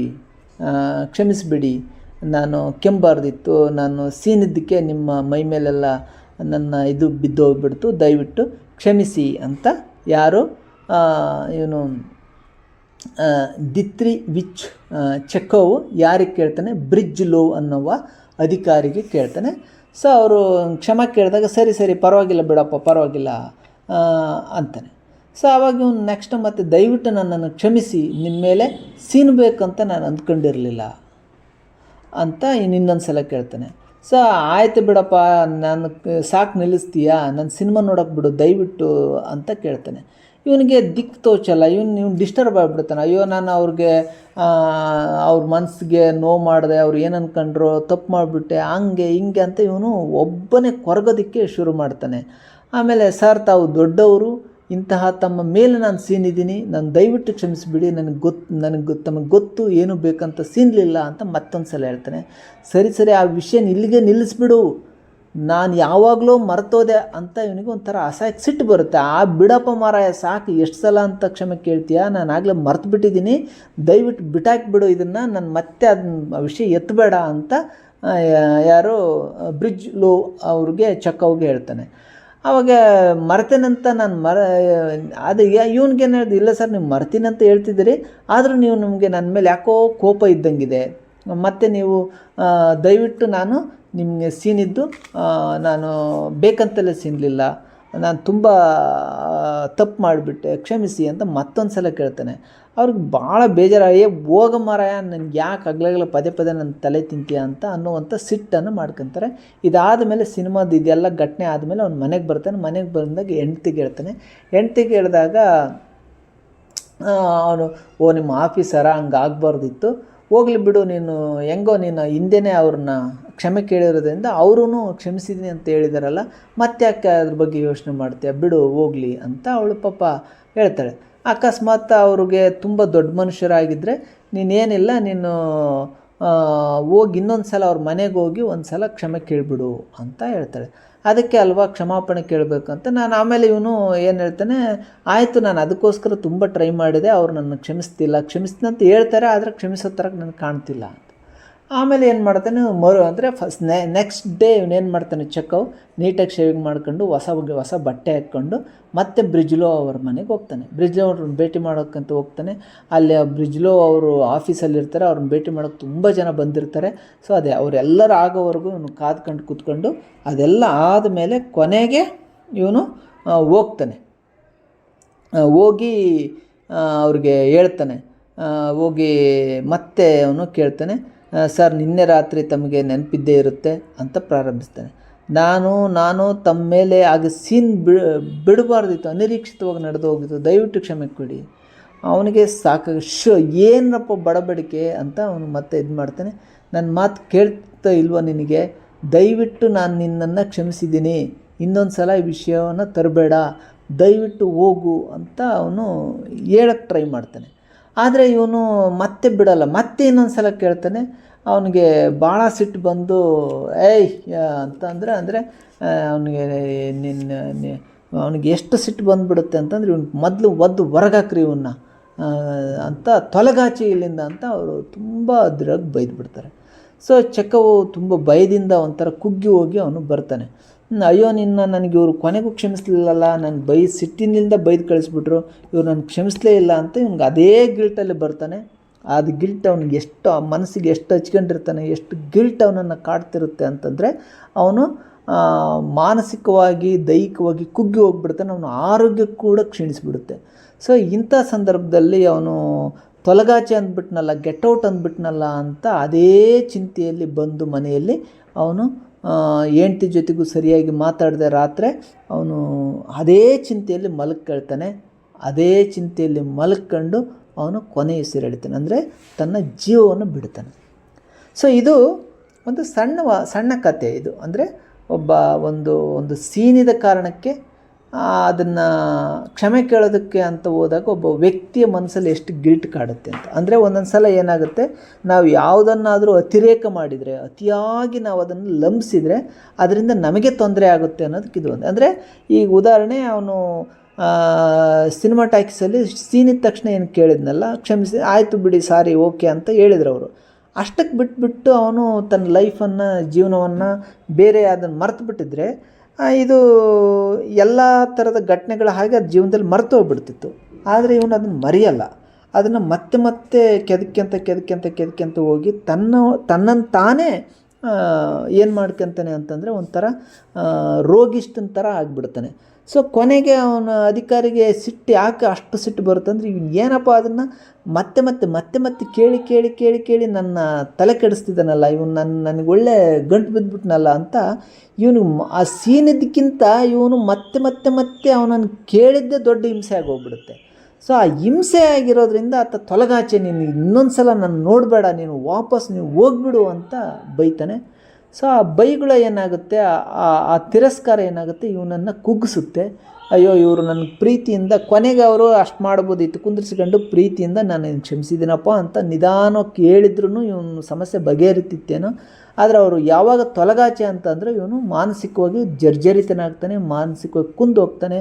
ಸೊ ಇದರಿಂದಾಗಿ ಏನಾಗುತ್ತೆ ಅಂತಂದರೆ ಅವನು ತನ್ನ ಜೀವವನ್ನೇ ಕಳ್ಕೊತಾನೆ. ಅಂದರೆ ಒಂದು ಸಣ್ಣ ವಿಷಯ ಒಬ್ಬ ವ್ಯಕ್ತಿಯ ಜೀವವನ್ನು ಹೆಂಗೆ ಕಳೆಯುತ್ತೆ, ಮತ್ತು ಒಂದು ವಿಷಯವನ್ನು ನಾವು ಮತ್ತೆ ಮತ್ತೆ ಮತ್ತೆ ಮತ್ತೆ ಮತ್ತೆ ಲಂಬಿಸಿದರೆ ಅದರಿಂದ ಏನೇನು ತೊಂದರೆ ಆಗುತ್ತೆ ಅನ್ನೋದನ್ನು ಈ ಒಂದು ಕತೆ ನಿಮಗೆ ಮನವರಿಕೆ ಮಾಡಿಕೊಡುತ್ತೆ.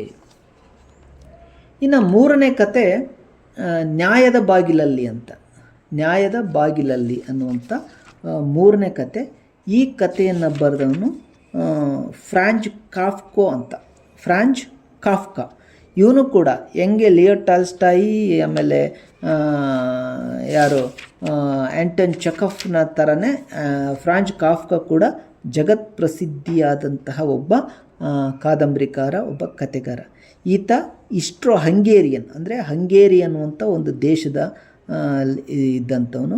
ಅಲ್ಲಿ ತುಂಬ ಕಾಫ್ಕಾ ಫ್ರೇಗ್ನ ಓಲ್ಡ್ ಟೌನ್ ಸ್ಕ್ವೇರ್ ಅನ್ನುವಂಥದ್ರಲ್ಲಿ 1883 ಅಂದರೆ 3/7/1883 ಜನಿಸ್ತಾನೆ. ಈತ ಭಾಳ ಮುಖ್ಯವಾಗಿ ಜರ್ಮನ್ ಭಾಷೆಯಲ್ಲಿ ಬರೀತಾನೆ. ಯಾರು? ಫ್ರಾಂಜ್ ಕಾಫ್ಕಾ ಜರ್ಮನ್ ಭಾಷೆಯಲ್ಲಿ ಬರೀತಾನೆ. ಯಹೂದಿ ಬರಹಗಾರ ಈತ.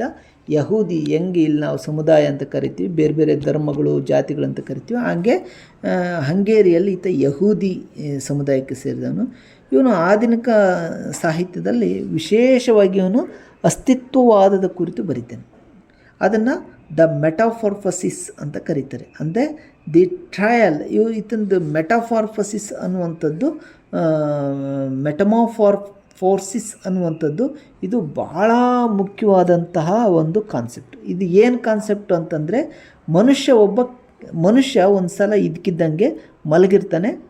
ಅವನು ಇದಕ್ಕಿದ್ದಂಗೆ ಬೆಳಗ್ಗೆ ಎದ್ದು ನೋಡ್ತಾನೆ, ಅವನು ಒಂದು ಕೀಟ ಆಗಿಬಿಟ್ಟಿರ್ತಾನೆ, ಅಂದರೆ ಒಂದು ಹುಳ ಆಗಿಬಿಟ್ಟಿರ್ತಾನೆ. ಸೊ ಒಂದು ಹುಳ ಆದಮೇಲೆ ಅವನಿಗೆ ಏನು ಮಾಡೋಕ್ಕೂ ಹೆಂಗೆ ಇದು ಮಾಡಬೇಕು ಅಂತ ಗೊತ್ತಾಗಲ್ಲ.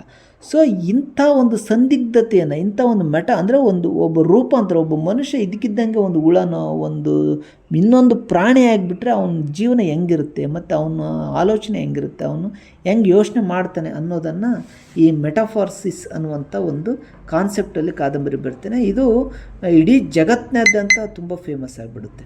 ಅಂದರೆ ಜಗತ್ತಿನಾದ್ಯಂತ ಭಾಳ ಫೇಮಸ್ ಆಗಿರುವಂಥ ಒಂದು ಕಾನ್ಸೆಪ್ಟು. ಸೊ ಈ ಅರ್ಥದಲ್ಲಿ ಯಾರು? ಫ್ರಾಂಜ್ ಕಾಫ್ಕಾ ಅನ್ನೋನು ಅನೇಕ ಜಗತ್ ಪ್ರಸಿದ್ಧವಾದಂಥ ಇದು ಮಾಡ್ತಾನೆ. ಮತ್ತು ಕ್ಷಯರೋಗಕ್ಕೆ ಒಳಗಾಗಿ ಭಾಳ ಅಂದರೆ 40ನೇ ವಯಸ್ಸಲ್ಲಿ ತೀರೋಗ್ಬಿಡ್ತಾನೆ. 40 ವರ್ಷಕ್ಕೆ ತೀರೋಗ್ತಾನೆ. ಆದರೆ 40 ವರ್ಷಕ್ಕೆ ತೀರೋದ್ರೂ ಕೂಡ ಆತನ ಕೃತಿಗಳು ಜಗತ್ ಪ್ರಸಿದ್ಧಿಯನ್ನು ಪಡೀತವೆ. ಸೊ ಇದರಲ್ಲಿ ಯಾರು ಅವರ ಮೂರನೇ ಕತೆ ಯಾವುದು ಅಂತ ಹೇಳಿದ್ರೆ, ಈ ಕಾಫ್ಕಾನ ಯಾವ ಕಥೆಯನ್ನು ಇಟ್ಟಿದ್ದಾರೆ ಅಂತಂದರೆ ನ್ಯಾಯದ ಬಾಗಿಲಲ್ಲಿ ಅಂತ. ಏನಪ್ಪ ಇದು ನ್ಯಾಯದ ಬಾಗಿಲಲ್ಲಿ ಕತೆ ಅಂತಂದರೆ, ಭಾಳ ಸರಳವಾಗಿದೆ ಈ ಕತೆ. ಇದು ಕೂಡ ಒಂದು ಸಣ್ಣ ಕತೆ ಮತ್ತು ತುಂಬ ಸರಳವಾಗಿರುವಂಥ ಕತೆ. ಇದು ನ್ಯಾಯದ ಬಾಗಿಲಿರುತ್ತೆ. ಆ ಬಾಗಿಲು ಮುಂದೆ ಒಬ್ಬ ದ್ವಾರಪಾಲಕ ಕಾಯ್ತಾ ಇರ್ತಾನೆ. ಸೊ ಕಾಯುವಾಗ ಹಳ್ಳಿಯವನೊಬ್ಬನು ಆ ದ್ವಾರಪಾಲಕನ ಎದುರು ನಿಂತು ಒಳಗೆ ಬಿಡೋದಕ್ಕೆ ಅವನು ಕೇಳ್ಕೊಳ್ತಾನೆ. ಅವನು ನ್ಯಾಯಪಾಲಕ, ಒಬ್ಬ ಹಳ್ಳಿಯ ಒಬ್ಬ ರೈತ, ಅವನು ನ್ಯಾಯಕ್ಕಾಗಿ ಬಂದಿದ್ದಾನೆ. ಆ ನ್ಯಾಯದ ಬಾಗಿಲ ಹತ್ರ ಬಂದಿದ್ದಾನೆ. ಅಲ್ಲಿ ದ್ವಾರಪಾಲಕ ನಿಂತಿದ್ದಾನೆ. ಅವನನ್ನು ಇವನು ಕೇಳ್ತಿದ್ದಾನೆ, ನನ್ನ ಒಳಗೆ ಬಿಡಪ್ಪ ಅಂತ ಕೇಳ್ತಿದ್ದಾನೆ. ಸೊ ಇವನು ಇಲ್ಲ ಈ ಕ್ಷಣಕ್ಕೆ ನಾನು ನಿನ್ನ ಒಳಗೆ ಬಿಡೋಕ್ಕಾಗಲ್ಲ ಅಂತಾನೆ. ಅವನು ಆಯಿತು, ಆಮೇಲಾದರೂ ನಾನು ಒಳಗೆ ಬಿಡ್ತೀಯ ಅಂತಾನೆ. ಸಾಧ್ಯವಾಗ್ಬೋದು, ನಿಂತ್ಕೋ ಅಂತಾನೆ. ಸೊ ಅದರಂತೆ ಬಾಗಿಲು ದೊಡ್ಡದಾಗಿದೆ. ದ್ವಾರಪಾಲಕ ಒಂದು ಬದಿಯಲ್ಲಿ ನಿಂತಿದ್ದಾನೆ. ಮತ್ತು ಅವನ ನ್ಯಾಯದೊಳಗಿನ ಒಂದು ನೋಟ, ಅಂದರೆ ಆ ನ್ಯಾಯದ ಒಳಗಿಂದ ಏನಾದರೂ ಕಾಣ್ಬೋದಾ ಅಂತ ಇವನು ಯಾರು ಹಳ್ಳಿಯವನು ಬಗ್ಗಿ ನೋಡ್ತಿದ್ದಾನೆ. ಅಂದರೆ ಆ ದ್ವಾರಬಾಗಿಲಿನಿಂದ ಒಳಗಿನ ನ್ಯಾಯಾಲಯದ ನಡವಳಿಕೆಗಳು ಏನಾದರೂ ಕೇಳ್ತಿರ್ಬೋದಾ ಅಂತ ಇವನು ಬಗ್ಗಿ ನೋಡ್ತಾನೆ. ಸೊ ಇದು ಆಮೇಲೆ ಅವನು ಕೊನೆಗೂ ಬಿಡೋದಿಲ್ಲ. ಇದು ಎಂಥ ಆಕರ್ಷಣೆ, ಏನಪ್ಪ ಇದು ಅಂತ. ನಾನೊಬ್ಬ ಶಕ್ತಿಶಾಲಿ ದ್ವಾರಪಾಲಕರಲ್ಲಿ ನಾನೇ ಕೊನೆಯವನು. ಅವನು ಇದಕ್ಕಿನ್ನೂ ಈ ನ್ಯಾಯಾಲಯದ ಒಳಗಡೆ ನನ್ನ ದಾಟ್ಕೊಂಡು ಹೋಗ್ಬಿಟ್ರೆ ನೀನು ಹಂಗೆ ಇದು ಮಾಡಬೇಡ, ನೀನು ನಾನು ದಾಟ್ಕೊಂಡು ಹೋದ ತಕ್ಷಣ ನ್ಯಾಯಾಲಯದ ಒಳಗೆ ಹೋಗಲ್ಲ, ಇಲ್ಲಿ ಇನ್ನೂ ಅನೇಕ ಬಾಗಿಲುಗಳಿದೆ. ಮತ್ತು ಅದು ಎಂತೆಂಥವ್ರು ಅಂದರೆ ನನಗಿಂತ ಶಕ್ತಿಶಾಲಿಗಳು, ನಾನೇ ಕೊನೆಯವನು. ಅಂದರೆ ಶಕ್ತಿಶಾಲಿ ಅಲ್ಲದೆ ಇರೋವಂಥವ್ನು ನಾನೇ. ಮುಂದೆ ಹೋದಂಗೆಲ್ಲ ದೊಡ್ಡ ಬಾಗಿಲಿದೆ, ಮತ್ತು ಅದಕ್ಕೆ ಪ್ರತಿಯೊಂದಕ್ಕೂ ದೊಡ್ಡ ದೊಡ್ಡ ದ್ವಾರಪಾಲಕರಿದೆ. ಒಬ್ಬೊಬ್ಬರು ಕೂಡ ಅವರು ಒಬ್ರಿಗಿಂತ ಒಬ್ಬರು ಬಲಶಾಲಿಗಳಿದ್ದಾರೆ. ಅವನು 3ನೇ ದ್ವಾರಪಾಲಕ ಇದ್ದಾನೆ, ಅವನು ಕೂಡ ಭಾಳ ದೊಡ್ಡ ಬಲಶಾಲಿ. ಅವನನ್ನು ನೆನಪಿಸಿಕೊಂಡ್ರೆ ಭಯ ಆಗುತ್ತೆ, ರುದ್ರ ಭಯಾನಕ. ಅವನು ನೋಡಿದರೆ ನನ್ನಿಂದ ಆಗಲ್ಲ ಅಂತ. ಅಂದರೆ ಇವನೇನು ನ್ಯಾಯದ ದ್ವಾರ ಬಾಗಿಲಿದೆ, ಈ ದ್ವಾರ ಬಾಗಿಲಿನಿಂದ ಮುಂದಕ್ಕೆ 3ರಿಂದ 4 ದ್ವಾರ ಬಾಗಿಲುಗಳಿದೆ. ಆ ದ್ವಾರ ಬಾಗಿಲಲ್ಲೂ ಕೂಡ ಈ ದ್ವಾರಪಾಲಕ ಹೆಂಗೆ ಕಾಯ್ತಿದ್ದಾನೆ ಅದೇ ಥರ ಕಾಯ್ತಿದ್ದಾರೆ. ಸೊ ಅವರು ಎಲ್ಲರೂ ಹೆಂಗಂದ್ರೆ ಒಬ್ರಿಗಿಂತ ಒಬ್ಬರು ಶಕ್ತಿಶಾಲಿಗಳಾಗಿದ್ದಾರೆ, ಒಬ್ರಿಗಿಂತ ಒಬ್ಬರು ಬಲಾಢ್ಯರಾಗಿದ್ದಾರೆ ಅನ್ನೋದನ್ನು ಈ ದ್ವಾರಪಾಲಕ ಹೇಳ್ತಾನೆ. ಸೊ ಇದಾದ ಮೇಲೆ ಅವನು ಅಂದರೆ ಅದು ಅರ್ಥ ಏನು ಅಂತಂದರೆ, ನೀನು ನನ್ನ ಬಿಡಿಸ್ಕೊಂಡು ಒಳಗೆ ಹೋಗ್ಬೋದು, ಆದರೆ ನನಗಿಂತ ಬಲಶಾಲಿಗಳಾಗಿರುವಂತಹ ದ್ವಾರಪಾಲಕರನ್ನು ನೀನು ಬಿಡಿಸ್ಕೊಂಡು ಒಳಗೆ ಹೋಗೋಕ್ಕಾಗದೇ ಇಲ್ಲ. ಸೊ ಹಂಗಾಗಿರೋದ್ರಿಂದ ನೀನು ಸುಮ್ಮನೆ ಒಳಗೆ ಹೋಗ್ಬೇಡ, ಇಲ್ಲೇ ಇದ್ಬಿಡು, ನಾನು ಹಂಗಾಗಿ ನೀನು ಒಳಗೆ ಬಿಡಲ್ಲ ಅನ್ನೋ ಥರ ಇದು ಕತೆ ಬಿಲ್ಟ್ ಆಗಿದೆ. ಸೊ ಆಮೇಲೆ ಏನು ಮಾಡ್ತಾನೆ, ದ್ವಾರಪಾಲಕನ ಮತ್ತೆ ಕೇಳ್ತಾನೆ. ಅದು ಅವನು ಹೆಂಗಿದ್ದಾನೆ ದ್ವಾರಪಾಲಕ ಅನ್ನೋದನ್ನು ಹೇಳ್ತಾನೆ. ಅವನು ತುಪ್ಪಳದ ಕೋಟ್ ಹಾಕ್ಕೊಂಡಿದ್ದಾರೆ, ಭಾಳ ದೈತ್ಯ ದೇಹ ಇದೆ, ಮುಖದ ಮೇಲೆ ದೊಡ್ಡದಾದ ನೀಳುವಾದ ಇದಿದೆ, ಮತ್ತು ಒರಟಾದ ಗಡ್ಡ ಇದೆ, ಒಂಥರ ನೋಡೋದಕ್ಕೆ ಭಾಳ ಬಲಾಢ್ಯನಾಗಿದ್ದಾನೆ. ಆಮೇಲೆ ಇದಾದಮೇಲೆ ಇವನು ಕಾಯ್ತಾನೆ ಇದ್ದಾನೆ ರೈತ. ಆಮೇಲೆ ಸ್ವಲ್ಪ ಹೊತ್ತಾದಮೇಲೆ ಅವನಿಗೊಂದು ಸ್ಟೂಲ್ ಕೊಟ್ಟು ಇಲ್ಲಿ ಕುತ್ಕ ಅಂತ ಹೇಳಿ ದ್ವಾರಪಾಲಕ ಯಾರಿಗೆ ರೈತನನ್ನು ಕೂರಿಸ್ತಾನೆ. ಅದು ಹೆಂಗೆ ಕೂತ ಅಂತಂದರೆ, ಒಂದಿನ ಕಳೀತು, ಅವನು ದ್ವಾರಪಾಲಕ ಒಳಗಡೆ ಬಿಡಲಿಲ್ಲ. ಹಿಂಗೆ ಒಂದಿನ ಅಂತ 1 ವಾರ ಕಳೀತು, ಅವನು ದ್ವಾರಪಾಲಕ ರೈತನನ್ನು ಒಳಗಡೆ ಬಿಡಲಿಲ್ಲ. ಹಿಂಗೆ ವಾರ ಆಗಿ 1 ತಿಂಗಳು ಕಳೀತು, 1 ತಿಂಗಳಾದರೂ ಕೂಡ ಅವನು ಅಲ್ಲಿ ಕಾಯ್ತಾನೆ ಇದ್ದಾನೆ, ಅವನು ದ್ವಾರಪಾಲಕ ಒಳಗಡೆ ಬಿಡಲಿಲ್ಲ. ಈ ತಿಂಗಳುಗಳು ಕಾದು 1 ವರ್ಷ ಆಗೋಗ್ಬಿಡ್ತು. ಅವನು ಅಲ್ಲೇ ಕೂತಿದ್ದಾನೆ, ಒಳಕ್ಕೆ ಹೋಗೋದಕ್ಕೆ ಅವನ ಕೈಲಿ ಆಗ್ತಾನೇ ಇಲ್ಲ. ಕೊನೆಗೂ 1 ವರ್ಷ ಆದ್ರೂ ಕೂಡ ಅವನು ಕೇಳ್ತಾನೆ, ದಯವಿಟ್ಟು ಬಿಡಪ್ಪ ನನ್ನ ಅಂತ. ಅವನಿಗೆ ಯಾವ್ಯಾವ ಥರ ಕೇಳಬೇಕು, ಯಾವ್ಯಾವ ಥರ ಪೀಡಿಸ್ಕೋಬೇಕು, ಯಾವ ಥರ ಸಿಟ್ಟು ಮಾಡಿ ಕೇಳ್ತಾನೆ, ದ್ವೇಷದಿಂದ ಕೇಳ್ತಾನೆ, ಮತ್ತು ದುಃಖದಿಂದ ಕೇಳ್ತಾನೆ, ಅಳ್ತಾ ಕೇಳ್ತಾನೆ. ನನಗೆ ಸಾಕಾಗೋಗಿದೆ ಮಾರಾಯ, ನಾನು ನ್ಯಾಯ ಕೇಳಬೇಕು, ದಯವಿಟ್ಟು ಬಿಡು ಅಂತ ಅವನಿಗೆ ಯಾವ್ಯಾವ ರೀತಿಯಿಂದ ಕೇಳೋಕ್ಕೆ ಸಾಧ್ಯ ಇದೆಯೋ ಎಲ್ಲ ರೀತಿಯಿಂದನೂ ಅವನು ಆ ರೈತ ಅವನನ್ನು ಕೇಳ್ತಾನೆ. ಸೊ ಇದೆಲ್ಲ ಆದಮೇಲೆ ಏನಾಗುತ್ತೆ, ಹಿಂಗೆ ಆಮೇಲೆ ಇದೆಲ್ಲ ಆಗುತ್ತೆ. ಆಮೇಲೆ ಇವನೇನು ಮಾಡ್ತಾನೆ, ದ್ವಾರಪಾಲಕ ಅವನನ್ನು ಫ್ರೆಂಡ್ ಮಾಡ್ಕೊಂಡು ಅವನು ಅವಾಗವಾಗ ಅವ್ನು ಮಾತಾಡ್ತಿದ್ದಾನೆ. ಯಾವ ಊರು ನಿಂದು, ಏನಾಯ್ತು, ಏನು ನಿನ್ನ ಗೋಳು ಅಂತೆಲ್ಲ ಹೇಳ್ತಾನೆ. ಸೊ ಅವನು ರೈತನು ಕೂಡ ಅವನಿಗೆ ಅವನು ಎಲ್ಲಿಂದ ಬಂದೆ, ಯಾವ ಊರು, ಏನಾಯಿತು, ಅದು ಇದು ಆಳ ಮೂಳ ಎಲ್ಲ ಕಥೆಗಳನ್ನು ಹೇಳ್ತಾನೆ. ಸೊ ಇಷ್ಟೆಲ್ಲ ಆಗಿ ಅವನು ಪರಿಚಯ ಆಗಿ ಇಷ್ಟೆಲ್ಲ ಆತ್ಮೀಯ ಆಗಿ ತುಂಬ ಪರಿಚಯ ಆಗೋಗ್ಬಿಡ್ತಾರೆ ಇಬ್ಬರು. ಆದ್ರೂ ಅವನು ಈ ಪರಿಚಯವನ್ನು ಬಳಸ್ಕೊಂಡು ಒಳಗೆ ಬಿಡು ಅಂತ ಕೇಳಿದ್ರೆ ಅವನು ಒಳಗೆ ಬಿಡಲ್ಲ. ಸೊ ಆಮೇಲೆ ಅವನು ರೈತ ಏನು ಮಾಡಿದ್ದ, ಬುತ್ತಿ ತಗೊಂಡು ಬಂದಿದ್ದ, ಅನೇಕ ತಿನ್ನೋದಕ್ಕೆ ಕುಡಿಯೋದಕ್ಕೆ ಏನೇನೇನೇನೋ ಹಳ್ಳಿಯಿಂದ ಬುತ್ತಿ ಅದು ಇದೆಲ್ಲ ಕಟ್ಕೊಂಬಂದ, ಅದು ಎಲ್ಲದನ್ನು ದ್ವಾರಪಾಲಕ ಇಸ್ಕೊಂಡು ತಿಂತಾನೆ. ಆದರೆ ಅವನು ಏನು ಹೇಳ್ತಾನೆ ಅಂತಂದರೆ, ಅಯ್ಯೋ ನಾನೇನು ಇಸ್ಕೊಂಡು ತಿಂತಿರ್ಲಿಲ್ಲಪ್ಪ, ನೀನು ಬೇಜಾರಾಗ್ತೀಯ ಅನ್ನೋ ಕಾರಣಕ್ಕೆ ತಿಂತಿದ್ದೀನಿ ಅಂತ. ಸೊ ಈ ಥರ. ಆಮೇಲೆ ಆಯ್ತಪ್ಪ, ನಾನು ಯಾಕೆ ಒಳಗೆ ಬಿಡ್ತಿಲ್ಲ ಅಂತಾದರೂ ಹೇಳು, ನನ್ನಿಂದ ಏನು ತಪ್ಪಾಗಿದ್ರೆ ಅದನ್ನ ತಿದ್ಕೊಂತೀನಿ ಅಂತ ಹೇಳ್ತಾನೆ. ಆಮೇಲೆ 1 ವರ್ಷ ಆಗುತ್ತೆ, 2 ವರ್ಷ ಆಗುತ್ತೆ, ಅನೇಕ ವರ್ಷಗಳೇ ಕಳೆದೋಗ್ಬಿಡುತ್ತೆ. ಆದ್ರೂ ಈ ದ್ವಾರಪಾಲಕ ಅವನನ್ನು ಕೃಷಿಕನನ್ನು ಒಳಗೆ ಬಿಡೋದೇ ಇಲ್ಲ. ಮತ್ತು ಇಬ್ಬರು ಮಾತಾಡ್ತಾರೆ, ಆತ್ಮೀಯವಾಗಿ ಮಾತಾಡ್ತಿರ್ತಾರೆ, ಎಲ್ಲ ಮಾತುಕತೆ ಎಲ್ಲ ಆಗ್ತಿರುತ್ತೆ, ಫ್ರೆಂಡ್ ಆಗಿದ್ದಾರೆ, ತುಂಬ ಎಲ್ಲ ನಡೆಯುತ್ತೆ. ಆದಾಗ್ಯೂ ಕೂಡ ಇನ್ನೇನು ಮಾಡ್ತಾನೆ, ಅವನನ್ನು ಒಳಗಡೆ ಬಿಡೋದೇ ಇಲ್ಲ. ಅವನು ಎಲ್ಲ ರೀತಿಯ ಶಪಿಸ್ತಾನೆ, ಅವನನ್ನು ಕೂಗಾಡ್ತಾನೆ, ಅವನು ಬೈತಾನೆ. ಸೊ ಅವನ ವಯಸ್ಸು ಅವನು ಎಲ್ಲ ಹೋಗಿ ಅವನು ಇಡೀ ವಯಸ್ಸೇ ಅಲ್ಲೇ ಕಳೆದು ಬಿಡ್ತಾನೆ. ಸೊ ಒಂದು ಕ್ಷಣ ಅವನು ಏನಾಗ್ತಾನೆ, ಬರ್ತಾ ಮುದುಕ ಆಗೋಗ್ಬಿಡ್ತಾನೆ. ಮುದುಕ ಆಗಿ ಒಂದು ಕ್ಷಣ ಅವನು ಯುವಕ ಒಂದು ಸಲ ಬಾಲಿಶವಾಗಿ ಮಾತಾಡ್ತಾನೆ, ಒಂದು ಸಲ ಜೋರಾಗಿ ಅವನಿಗೊಂಥರ ಕಾದು ಕಾದು ಕಾದು ಕಾದು ಒಂದು ರೀತಿಯಲ್ಲಿ ಅವ್ನಿಗೆ ಹುಚ್ಚಿಡ್ದಂಗೆ ಆಗೋಗ್ಬಿಡುತ್ತೆ. ವರ್ಷಗಟ್ಟಲೆ ದ್ವಾರಪಾಲಕನ ಕಾಯೋದು, ಅವನನ್ನು ಇದು ಮಾಡಿ ಏನೆಲ್ಲ ಕೇಳ್ತಾನೆ.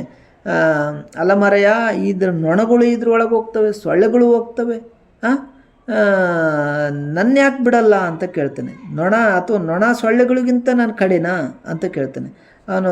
ಆಮೇಲೆ ಅವನು ಬರ್ತಾ ಬರ್ತಾ ಬರ್ತಾ ಅವನ ದೃಷ್ಟಿ ಮಂದ ಆಗುತ್ತೆ. ಸೊ ಅವನ ದೃಷ್ಟಿ ಮಂದ ಆಗುತ್ತೆ ಅಂದರೆ ಅವನ ಕಣ್ಣು ಕಾಣ್ದಂಗೆ ಆಗುತ್ತೆ, ಕಿವಿ ಕೇಳ್ದಂಗೆ ಆಗುತ್ತೆ. ಸೊ ಇಷ್ಟೆಲ್ಲ ಆದಮೇಲೆ ಅವನು ವಯಸ್ಸು ದಿನದಿಂದ ದಿನಕ್ಕೆ ಕುಗ್ಗುತ್ತಾ ಹೋಗ್ತಾನೆ. ಆಮೇಲೆ ಅವನು ಹೇಳ್ತಾನೆ, ನಾನು ಸಾಯೋದಕ್ಕಿಂತ ಮೊದಲು ಒಂದು ಸಲ ಆದರೂ ಬಿಡಪ್ಪ ಅಂತ ಕೇಳ್ತಾನೆ. ಸೊ ಅವನು ಕೊನೆಗೂ ಅವನನ್ನು ಬಿಡೋದೇ ಇಲ್ಲ. ಸೊ ಇಷ್ಟೆಲ್ಲ ಆದಮೇಲೆ ಅವನು ಹೇಳ್ತಾನೆ, ನಿನಗೆ ವಿಪರೀತ ದುರಾಸೆ, ನ್ಯಾಯಕ್ಕಾಗಿ ಎಲ್ಲರೂ ಹಂಬಲಿಸ್ತಾರೆ, ಪ್ರಯತ್ನಿಸ್ತಾರೆ, ಆದರೆ ಇಷ್ಟು ವರ್ಷಗಳಲ್ಲಿ ನನ್ನೊಬ್ಬನ್ನು ಹೊರತುಪಡಿಸಿ ಉಳಿದವ್ರಿಗೂ ಪ್ರವೇಶದ ಅನುಮತಿ ಯಾಕೆ ಕೊಡಲಿಲ್ಲ ಅಂತ ಕೇಳ್ತಾನೆ. ಅಂದರೆ ಅಲಮರಯ, ನೀನು ಕೊನೆಗೆ ಹೇಳ್ಬಿಡು, ಕೊನೆಗೆ ಒಂದು ಸಲ ಆದರೂ ಹೇಳು, ಇಷ್ಟು ದಿನ ಆದ್ರೂ ನೀನು ನನ್ನ ಯಾಕೆ ಬಿಡಲಿಲ್ಲ ಅಂತ ಅವನು ಕೇಳ್ತಾನೆ. ಅವನ ಹಳ್ಳಿಯವನು ಅವನ ರೈತ ಇನ್ನೇನು ಸ್ವಲ್ಪ ದಿನದಲ್ಲಿ ಸಾಯ್ತಾನೆ. ಸೊ ಅವನು ದ್ವಾರಪಾಲಕ ಹಳ್ಳಿಯವನ ಇದನ್ನು ಕೇಳಿ ಅವನಿಗೆ ಒಂದು ಸಲ ಹೇಳ್ತಾನೆ, ಅಯ್ಯ, ನಿನ್ನನ್ನು ಹೊರತು ಉಳಿದವರು ಯಾರಿಗೂ ಇಲ್ಲಿ ಪ್ರವೇಶವಿಲ್ಲ, ಈ ಬಾಗಿಲು ನಿನಗಾಗಿಯೇ ಮಾಡಿದ್ದು, ಇಕೋ ನೀನೀಗ ನಾನೀಗ ಇದನ್ನು ಮುಚ್ಚುತ್ತೇನೆ. ಅಂದರೆ ಅವನೇನು ಹೇಳ್ತಾನೆ ಕೊನೆಗೆ ಆ ರೈತನಿಗೆ, ಇದನ್ನು ಈ ಬಾಗಿಲಲ್ಲಿ ನಿನ್ನ ಬಿಟ್ಟರೆ ಬೇರೆ ಯಾರಿಗೂ ನಾನು ಬಿಡೋಕ್ಕೆ ಅವಕಾಶನೇ ಇಲ್ಲ, ಈ ಬಾಗಿಲು ಮಾಡಿದ್ದೇನೆ ನಿನಗೋಸ್ಕರ ಅಂತ ಒಂದು ಹೇಳ್ತಾನೆ. ಸೊ ಇದು ಒಂಥರ ಕಾಂಟ್ರಾಸ್ಟ್ ಆಗಿದೆ. ಅಂದರೆ ಅಲ್ಲಿವರೆಗೂ ಎಲ್ಲರನ್ನೂ ಬಿಡ್ತಿರ್ತಾನೆ, ಇವನನ್ನು ಮಾತ್ರ ಬಿಡ್ತಿರಲ್ಲ. ಆದ್ರೂ ಅವನು ಏನು ಹೇಳ್ತಾನೆ, ಇದು ನಿನಗೋಸ್ಕರ ಮಾಡಿದ ಬಾಗಿಲು, ಮತ್ತು ನಿನ್ನ ಬಿಟ್ಟರೆ ಬೇರೆ ಯಾರನ್ನೂ ಬಿಡಲ್ಲ, ಮತ್ತು ಇದು ನಿನಗೋಸ್ಕರ ಇರೋ ಬಾಗಿಲನ್ನು ನಾನೀಗ ಮುಚ್ತಾ ಇದ್ದೀನಿ ಅಂತ ಹೇಳ್ತಾನೆ. ಸೊ ಅಂದರೆ ಇದೇನಾಗುತ್ತೆ, ಒಂದು ವ್ಯವಸ್ಥೆಯ ವೈರುಧ್ಯವನ್ನು ಹೇಳ್ತದೆ. ಅಂದರೆ ಎಷ್ಟೋ ಸಲ ಬಡವರಿಗೆ, ದಲಿತರಿಗೆ, ರೈತರಿಗೆ ನ್ಯಾಯದ ಬಾಗಿಲು ತೆರೆಯೋದೇ ಇಲ್ಲ. ನ್ಯಾಯದ ಬಾಗಿಲು ನ್ಯಾಯಾಧೀಶ ಇವನನ್ನು ಕೇಳಿಸ್ಕೊಳ್ಳೋದಕ್ಕಿಂತ ಮುಖ್ಯವಾಗಿ ನ್ಯಾಯದ ಬಾಗಿಲನ್ನ ಕಾಯ್ತಾ ಇದ್ದ ಒಬ್ಬ ದ್ವಾರಪಾಲಕ ಅದು ಒಳಗೆ ಬಿಡಲ್ಲ ಅನ್ನುವ ಮಟ್ಟಿಗೆ ಈ ಕತೆ ಸಾಂಕೇತಿಕವಾಗಿದೆ. ಅಂದರೆ ಬಡವರಿಗೆ, ದಲಿತರಿಗೆ, ನೊಂದವರಿಗೆ, ಅಶಕ್ತರಿಗೆ, ಬುಡಕಟ್ಟುಗಳಿಗೆ, ಆದಿವಾಸಿಗಳಿಗೆ, ಈ ಥರದವ್ರಿಗೆ ನ್ಯಾಯ ಅನ್ನೋದಿದೆಯಲ್ಲ ಅದು ಸಿಗೋದೇ ಇಲ್ಲ ಅನ್ನೋದನ್ನು ಈ ಕತೆ ಹೇಳುತ್ತೆ. ಸೊ ಇದು ಆ ಥರದ ಒಂದು ಭಾಳ ಮುಖ್ಯವಾದಂಥ ಒಂದು ಮನ ಕಲಕುವಂಥ, ಅಂದರೆ ನ್ಯಾಯದ ಬಾಗಿಲಿಲ್ಲ ಅಂದರೆ ನ್ಯಾಯದ ಬಾಗಿಲಲ್ಲಿ ನ್ಯಾಯ ಸಿಗೋದೇ ಇಲ್ಲ ಅನ್ನೋದನ್ನು ಯಾರು ನಮ್ಮ ಫ್ರಾಂಚ್ ಕಾಫ್ಕಾ ಅವರು ಹೇಳ್ತಿದ್ದಾರೆ. ಸೊ ಇದು 3ನೇ ಕತೆ. ಇನ್ನು 4ನೇ ಕಥೆಯನ್ನು ನೋಡೋಣ. 4ನೇ ಕತೆ ಹೆಸರು ಅಧಿಕಾರದ ಚಿಂತೆ ಅಂತ. ಈ ಕಥೆಯನ್ನು ಬರೆದಂಥವರು ಪ್ರೇಮ್ಚಂದ್ ಅಂತ. ಪ್ರೇಮ್ಚಂದನ್ನು ಈಗ ಇಲ್ಲಿವರೆಗೂ ನೀವು ಯಾರು ನೋಡಿದ್ರಿ, ಬೇರೆ ಬೇರೆ ದೇಶದವ್ರು ನೋಡಿದ್ರಿ. ಉದಾಹರಣೆ ರಷ್ಯಾದ 2 ಲೇಖಕರು ನೋಡಿದ್ರಿ. ಆಮೇಲೆ ಹಂಗೇರಿಯ ಫ್ರಾಂಚ್ ಕಾಫ್ಕಾ ಕಥೆಯನ್ನು ನೋಡಿದ್ರಿ. ಈಗ ಪ್ರೇಮ್ಚಂದ್ ಇವರು ಭಾರತದವರು. ಇವರನ್ನು ಮುನ್ಷಿ ಪ್ರೇಮ್ಚಂದರು ಅಂತ ಕರೀತಾರೆ. ಭಾರತದ ಸಾಹಿತ್ಯ ಲೋಕದಲ್ಲಿ ತುಂಬ ದೊಡ್ಡ ಹೆಸರು. ಇವರ ಮುಖ್ಯವಾದ ಕಾದಂಬರಿಗಳಾದಂದರೆ ಗೋದಾನ್, ಶತರಂಜ್ ಕೆ ಖಿಲಾಡಿ, ಕೃಷ್ಣ, ವರದಾನ್, ಸೋನೆ ಕೆ ವತನ್ ಮುಂತಾದ ಕತೆ ಮತ್ತು ಕಾದಂಬರಿಗಳು ಇಡೀ ಸಾಹಿತ್ಯ ಲೋಕದಲ್ಲಿ ಇವರನ್ನು ಅಜರಾಮರಗೊಳಿಸಿದ್ದಾರೆ. ಕನ್ನಡ ಸೇರಿದಂತೆ ಅನೇಕ ವಿದೇಶಿ ಭಾಷೆಗಳಿಗೂ ಕೂಡ ಇವರ ಕಥೆಗಳು ಅನುವಾದ ಆಗಿದ್ದಾವೆ. ಸೊ ಇವರು ಬನಾರಸ್ ಅಂತ ಏನು ಕರಿತೀವಿ, ಬನಾರಸ್ ಹಿಂದೂ ವಿಶ್ವವಿದ್ಯಾಲಯ ಏನಿದೆ, ಆ ಬನಾರಸ್ನಿಂದ 4 ಮೈಲ್ ದೂರ ಇರುವಂಥ ಲಹಮಿ ಅನ್ನುವಂಥ ಒಂದು ಗ್ರಾಮದಲ್ಲಿ 1880ರಲ್ಲಿ ಹುಟ್ಟುತ್ತಾರೆ.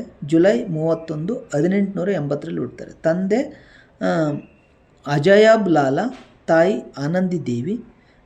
ಪ್ರೇಮ್ಚಂದ್ರ ಹುಟ್ಟು ಹೆಸರು ಧನಪತ್ ರಾಯ್ ಅಂತ. ಅವರ ಪ್ರೇಮ್ಚಂದ್ರ ಮೂಲ ಹೆಸರು ಏನಂತಾರೆ ಧನಪತ್ ರಾಯ್ ಅನ್ನೋದು.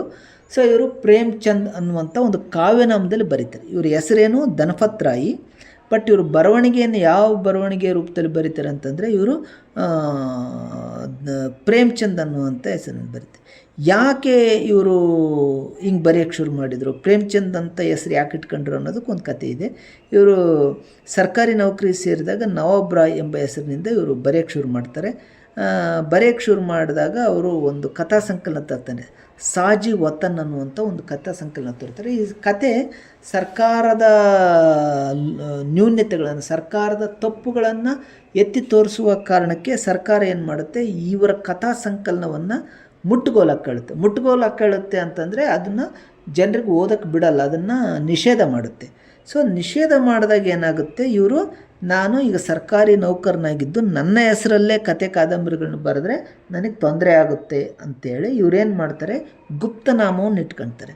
ಅಂದರೆ ಗುಪ್ತನಾಮದಲ್ಲಿ ಬರೀತಾರೆ, ಅವ್ರು ಯಾರಂತ ಗೊತ್ತಾಗಿರಬಾರ್ದು ಅಂತ. ಸೊ ಆ ಅರ್ಥದಲ್ಲಿ ಇವರು ಪ್ರೇಮ್ಚಂದ್ ಅಂತ ಯಾಕೆ ಇಟ್ಕೊಳ್ತಾರೆ ಅಂತಂದರೆ, ಸರ್ಕಾರಿ ನೌಕರರಾಗಿ ಸರ್ಕಾರದ ವಿರುದ್ಧ ಕತೆ ಕಾದಂಬರಿಯನ್ನು ಬರೆದಾಗ ಬರುವ ಆಕ್ಷೇಪಣೆಗಳನ್ನು, ಬರುವ ವಿರೋಧವನ್ನು ತಪ್ಪಿಸ್ಕೊಳ್ಳೋದಕ್ಕೋಸ್ಕರ ಇವ್ರು ಏನು ಮಾಡ್ತಾರೆ, ಪ್ರೇಮ್ಚಂದ್ ಅನ್ನುವಂಥ ಒಂದು ಕಾವ್ಯನಾಮದಲ್ಲಿ ಬರೀತಾರೆ. ಮತ್ತು ಆಮೇಲೆ ಅದೇ ಫೇಮಸ್ ಆಗುತ್ತೆ, ಅವರನ್ನು ಪ್ರೇಮ್ಚಂದ್ ಅಂತಲೇ ಇಡೀ ಜಗತ್ತು ಗುರುತಿಸ್ತಾ, ಅವ್ರ ಮೂಲ ಹೆಸರು ಯಾರಿಗೂ ನೆನಪಿಲ್ಲ. ಸೊ ಇವ್ರು ಮೊದಲನೇದಾಗಿ ಇವರು ಅಂಚೆ ಇಲಾಖೆಯಲ್ಲಿ ಗುಮಾಸ್ತರಾಗಿ ಕೆಲಸ ಮಾಡ್ತಾರೆ. ಸೊ ಚಿಕ್ಕ ವಯಸ್ಸಿನಲ್ಲೇ ತಾಯಿಯನ್ನು ಕಳ್ಕೊಳ್ತಾರೆ. ಆಮೇಲೆ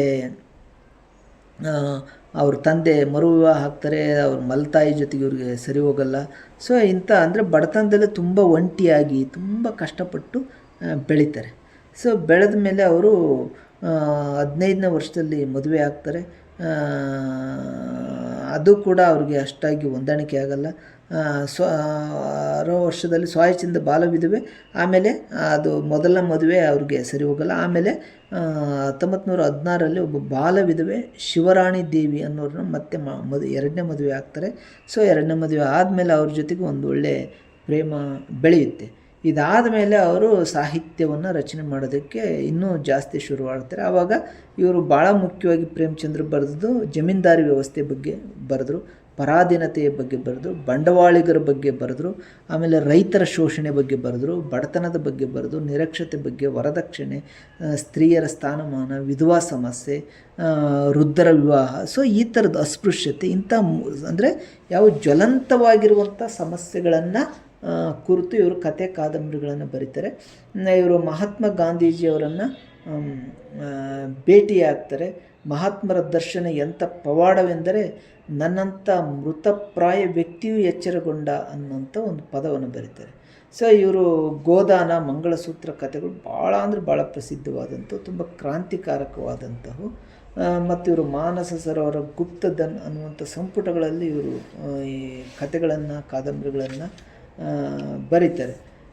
ಸೇವಾ ಸದನ, ವರದಾನ, ಪ್ರೇಮಾಶ್ರತ್, ರಂಗಭೂಮಿ, ಕಾಯಕಲ್ಪ, ನಿರ್ಮಲ, ಪ್ರತಿಜ್ಞಾ, ಕರ್ಮಭೂಮಿ, ಗೋದಾನ್, ಇಷ್ಟೆಲ್ಲ ಮಾಡಿದ್ರು. ಅನೇಕ ಇವರು ಪತ್ರಿಕೆಗಳಿಗೂ ಬರೀತಾರೆ, ಆಮೇಲೆ ಕಾದಂಬರಿಗಳು ಬರೀತಾರೆ, ಕಥೆಗಳನ್ನು ಬರೀತಾರೆ. ಸೊ ಇಂತಹ ಒಬ್ಬ ಪ್ರೇಮಚಂದ್ರು 1936 ಅಕ್ಟೋಬರ್ 6ರಂದು ನಿಧನರಾಗ್ತಾರೆ. ಎಷ್ಟನೇ ವರ್ಷದಲ್ಲಿ? 56ನೇ ವರ್ಷದಲ್ಲಿ ಪ್ರೇಮಚಂದ್ರು ನಿಧನರಾಗ್ತಾರೆ. ಸೊ ಇದು ಪ್ರೇಮಚಂದ್ ಅವರ ಒಂದು ಪರಿಚಯ.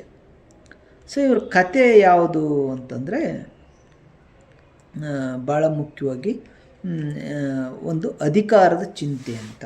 ಈ ಕತೆ ಅಧಿಕಾರದ ಚಿಂತೆ.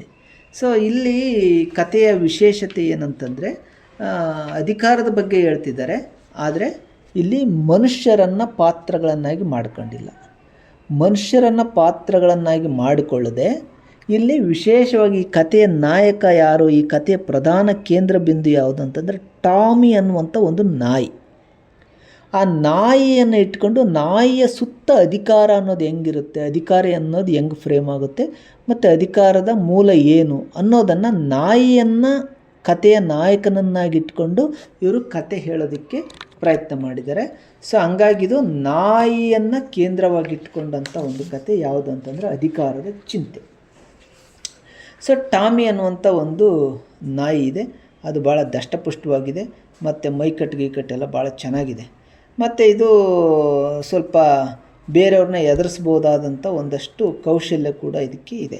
ಆಮೇಲೆ ಟಾಮಿ ಭಾಳ ಶಾಂತಿಪ್ರಿಯ ಪ್ರಾಣಿ, ಅದಕ್ಕೆ ಶತ್ರುಗಳ ಸಂಖ್ಯೆ, ಪ್ರಾಣಿ ಆಗಿದ್ದರೂ ಕೂಡ ನಿಧಾನಕ್ಕೆ ಅದಕ್ಕೆ ಶತ್ರುಗಳ ಸಂಖ್ಯೆ ಬೆಳೀತಾ ಹೋಗುತ್ತೆ. ಸೊ ಬೇರೆ ವಾರಿಗೆ ನಾಯಿಗಳು ಇದ್ರ ಬಗ್ಗೆ ಅಸಹ್ಯ ಇದು ಪಡ್ತಾ ಹೋಗ್ತವೆ. ಸೊ ಇದು ಊಟಕ್ಕೆ ಅದಕ್ಕೆಲ್ಲದಕ್ಕೂ ಒಂಥರ ಸ್ಪರ್ಧೆ ಮಾಡೋದಕ್ಕೆ ಶುರು ಮಾಡುತ್ತೆ. ಸೊ ಈ ಥರ ಟಾಮಿ ಆಮೇಲೆ ಇದು ಒಂದು ಕಡೆ ಹೋಗುತ್ತೆ. ಸೊ ಹೋದಾಗ ಅಲ್ಲಿ ಇದು ಇನ್ನೊಂದು ಪ್ರದೇಶವನ್ನು ಹುಡ್ಕೊಂಡು ಹೋಗಿ ಅಲ್ಲಿ ಮನಸ್ಸೋ ಇಚ್ಛೆ ಅದು ಹೊಟ್ಟೆ ತುಂಬ ತಿಂತಾ ಇರುತ್ತೆ. ಸೊ ಆಸೆ ಪೂರೈಸ್ಕೊಳ್ತಾ ಇರುತ್ತೆ. ಈ ಥರ ಅದು ಅಂದರೆ ಟಾಮಿ ಅನ್ನುವಂಥ ಒಂದು ನಾಯಿ ಹೆಂಗೆ ಬೆಳೀತಾ ಇತ್ತು, ಅದರ ಸ್ನೇಹಿತರು ಮತ್ತು ಅದರ ಒಡನಾಡಿಗಳು ಹೆಂಗೆ ಫಾರ್ಮ್ ಆಗ್ತಾಯಿದ್ರು ಅನ್ನೋದನ್ನು ಇದು ಹೇಳುತ್ತೆ. ಹೀಗೆ ಟಾಮಿ ಉಂಡ್ಕೊಂಡು ತಿಂದ್ಕೊಂಡು ಭಾಳ ಸುಖವಾಗಿ ತನ್ನ ಜೊತೆಗೆ ಇರುವಂಥ ನಾಯಿಗಳಿಗಿಂತ ಸ್ವಲ್ಪ ಭಾಳ ಸುಖವಾಗಿರುವಂಥ ಸಂದರ್ಭದಲ್ಲಿ ಹೀಗೆ ಅದು ಸುಖವಾಗಿದ್ದಂಥ ಸಂದರ್ಭದಲ್ಲಿ ಅದರ ಎದುರಿಗೆ ಇನ್ನೊಂದು ಟಾಮಿ ಎದುರಿಗೆ ಆ ಏರಿಯಾಕ್ಕೆ ಒಂದು ಹೊಸ ನಾಯಿ ಬರುತ್ತೆ. ಸೊ ಆ ನಾಯಿ ಏನು ಮಾಡುತ್ತೆ, ಅದು ಸ್ವಲ್ಪ ಸ್ಟ್ರಾಂಗ್ ಇರುತ್ತೆ. ಆ ಸ್ಟ್ರಾಂಗ್ ಇದ್ದಾಗ ಏನಾಗುತ್ತೆ, ಈ ಟಾಮಿ, ಈ ಶಾಂತಿಪ್ರಿಯ ಈ ಟಾಮಿಯ ಮೇಲೆ ಟಾಮಿಗೂ ಮತ್ತು ಆ ನಾಯಿಗೂ ಜಗಳ ಆಗುತ್ತೆ. ಜಗಳ ಅಂದರೆ ಎರಡು ಬೊಗಳಾಡ್ತವೆ.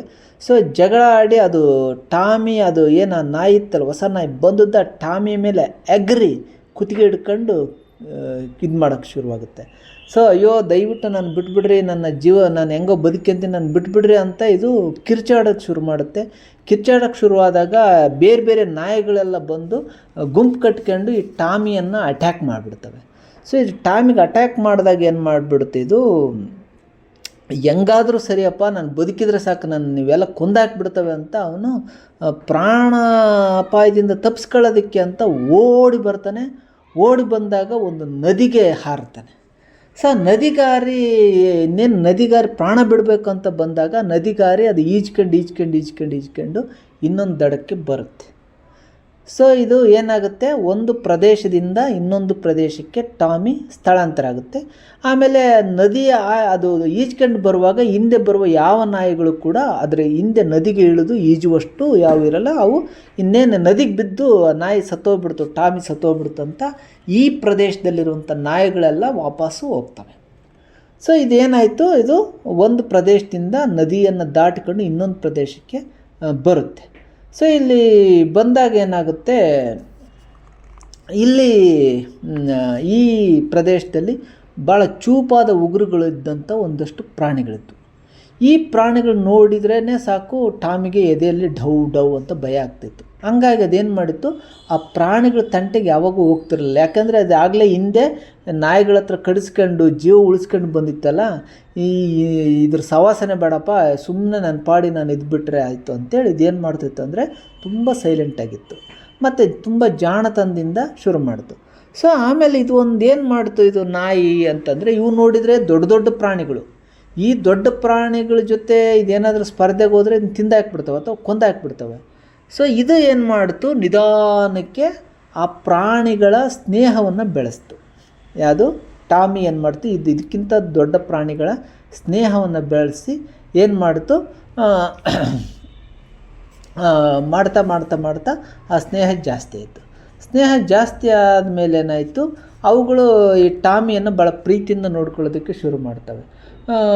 ಪ್ರೀತಿಯಿಂದ ನೋಡೋದಕ್ಕೆ ಶುರು ಮಾಡ್ತವೆ. ಇದ್ರ ಬಗ್ಗೆ ಯಾರು ಏನೂ ಇದು ಮಾಡಲ್ಲ. ಸೊ ಇದಾದ ಮೇಲೆ ಏನಾಗುತ್ತೆ, ಟಾಮಿ ದಷ್ಟಪುಷ್ಟವಾಗಿ ಬೆಳೆಯೋದಕ್ಕೆ ಶುರು ಮಾಡ್ತವೆ. ಅದಕ್ಕೆ ಎಲ್ಲ ಆಹಾರಗಳನ್ನೆಲ್ಲ ಕೊಡ್ತವೆ, ಎಲ್ಲ ಸುಖವಾಗಿ ಇದ್ಬಿಡುತ್ತೆ. ಸೊ ಆಮೇಲೆ ಟಾಮಿ ದಷ್ಟಪುಷ್ಟವಾಗಿ ಬೆಳೆಯುತ್ತೆ. ದಷ್ಟಪುಷ್ಟವಾಗಿ ಆದಮೇಲೆ ಇದ್ರದ್ದು ಸ್ವಲ್ಪ ಆ್ಯಟಿಟ್ಯೂಡ್ ಚೇಂಜ್ ಆಗುತ್ತೆ. ಇದೇನು ಮಾಡುತ್ತೆ, ನಾನು ಈಗ ದಷ್ಟಪುಷ್ಟ ಆಗಿದ್ದೀನಿ, ಈ ಪ್ರದೇಶವನ್ನು ನಾನು ಆಳಬೇಕು, ನಾನೇ ನಾಯಕ ಆಗಬೇಕು, ನಾನು ಅಧಿಕಾರ ಪಡಿಬೇಕು ಈ ಸ್ಥಳದ್ದು ಅಂತ ನಾಯಿಗೆ ಒಂದು ಯಾವುದು ಟಾಮಿ ಅನ್ನೋ ನಾಯಿಗೆ ಒಂದು ಕನಸು ಬೀಳುತ್ತೆ.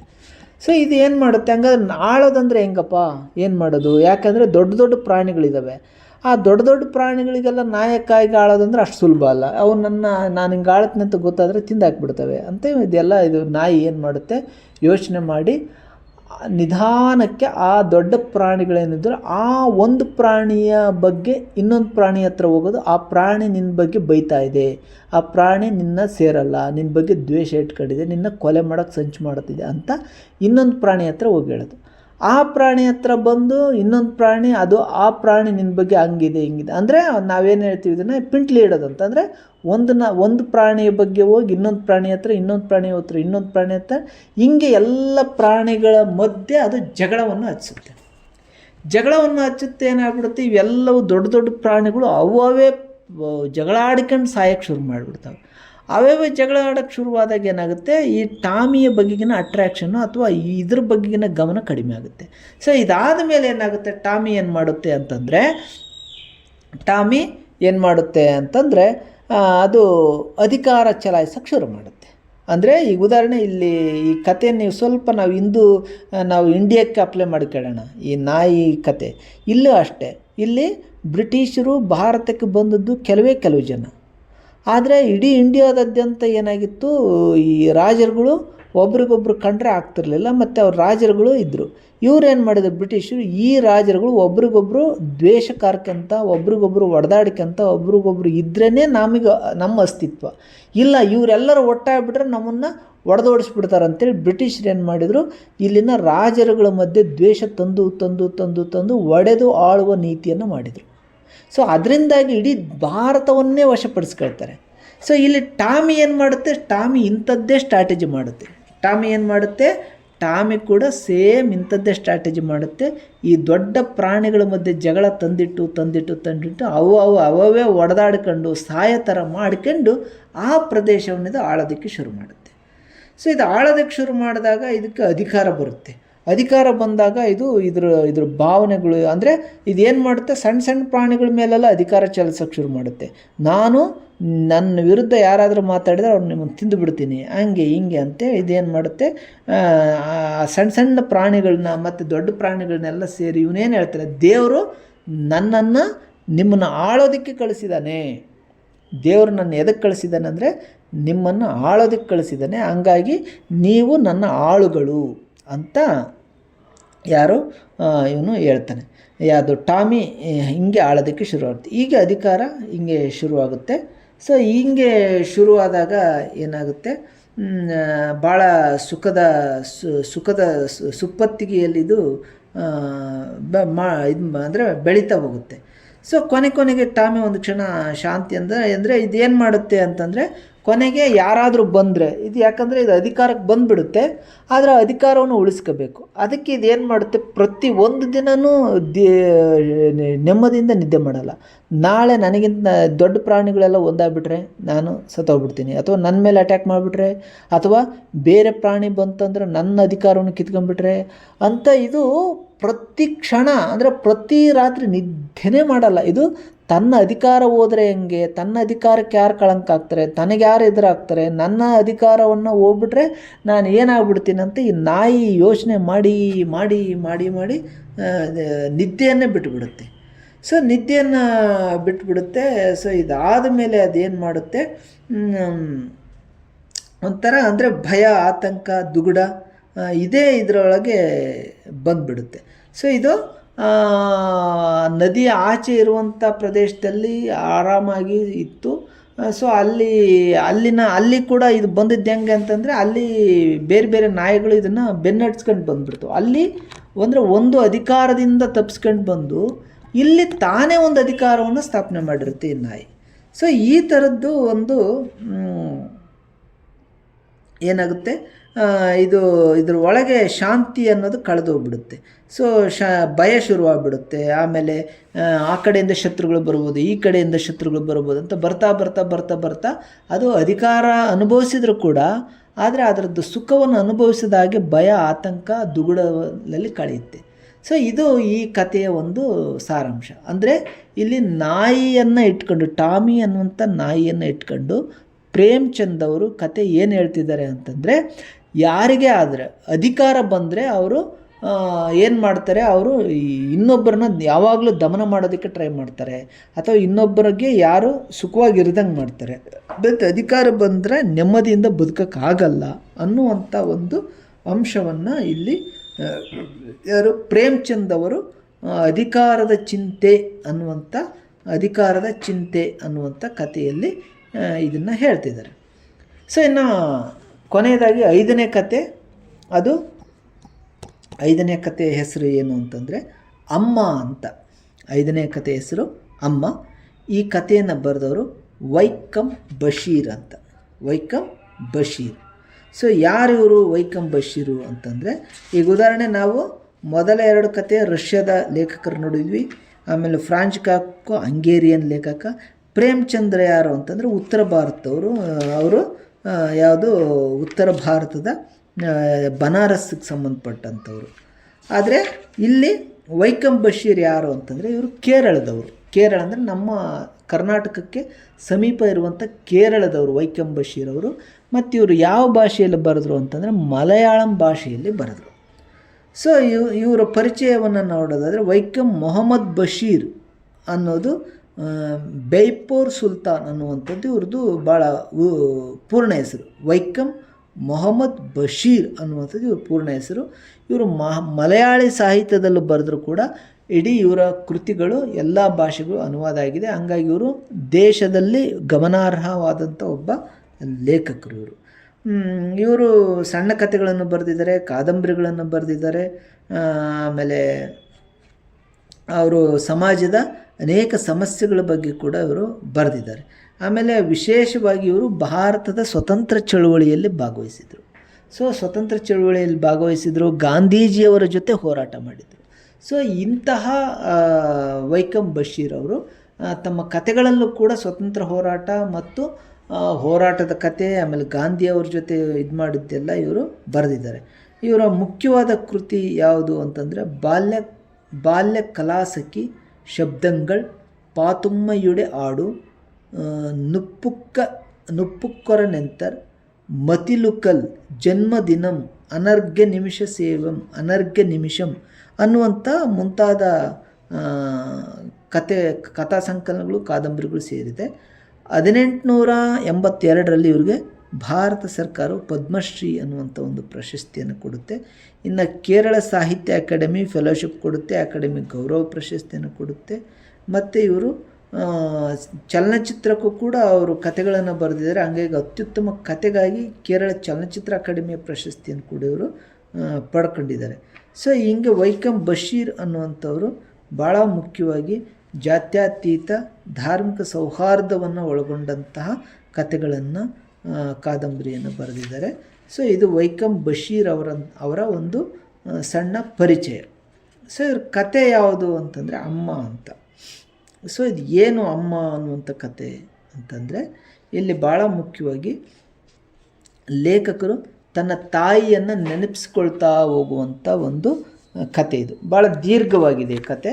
ಸೊ ಈ ಕಥೆಯಲ್ಲಿ ತಾಯಿಯ ಸ್ಥಾನ ಏನು, ಮತ್ತು ತಾಯಿ ಮಗುವನ್ನು ಹೆಂಗೆ ಪೊರೆಯುತ್ತಾಳೆ, ಮತ್ತು ತಾಯಿ ಜೀವನದಲ್ಲಿ ಯಾಕೆ ಮುಖ್ಯ, ಎಷ್ಟು ಮುಖ್ಯ, ಮತ್ತು ಆ ನೆನಪುಗಳನ್ನು ವೈಕಮ್ ಬಶೀರ್ ಅವರು ಈ ಒಂದು ಕಥೆಯಲ್ಲಿ ಹೇಳ್ತಾ ಹೋಗ್ತಾರೆ.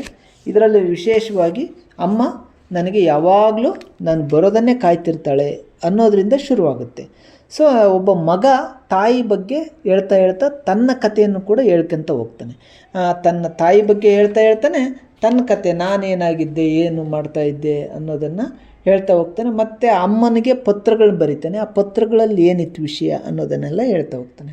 ಸೊ ಇಲ್ಲಿ ಭಾಳ ಮುಖ್ಯವಾಗಿ ಉಪ್ಪಿನ ಸತ್ಯಾಗ್ರಹ ಅಂತ ಏನು ನಡೆಯುತ್ತೆ, ಗಾಂಧೀಜಿಯ ನಾಯಕತ್ವದಲ್ಲಿ ಉಪ್ಪಿನ ಸತ್ಯಾಗ್ರಹ ನಡೆಯುತ್ತೆ. ಆ ಉಪ್ಪಿನ ಸತ್ಯಾಗ್ರಹದಲ್ಲಿ ಯಾರು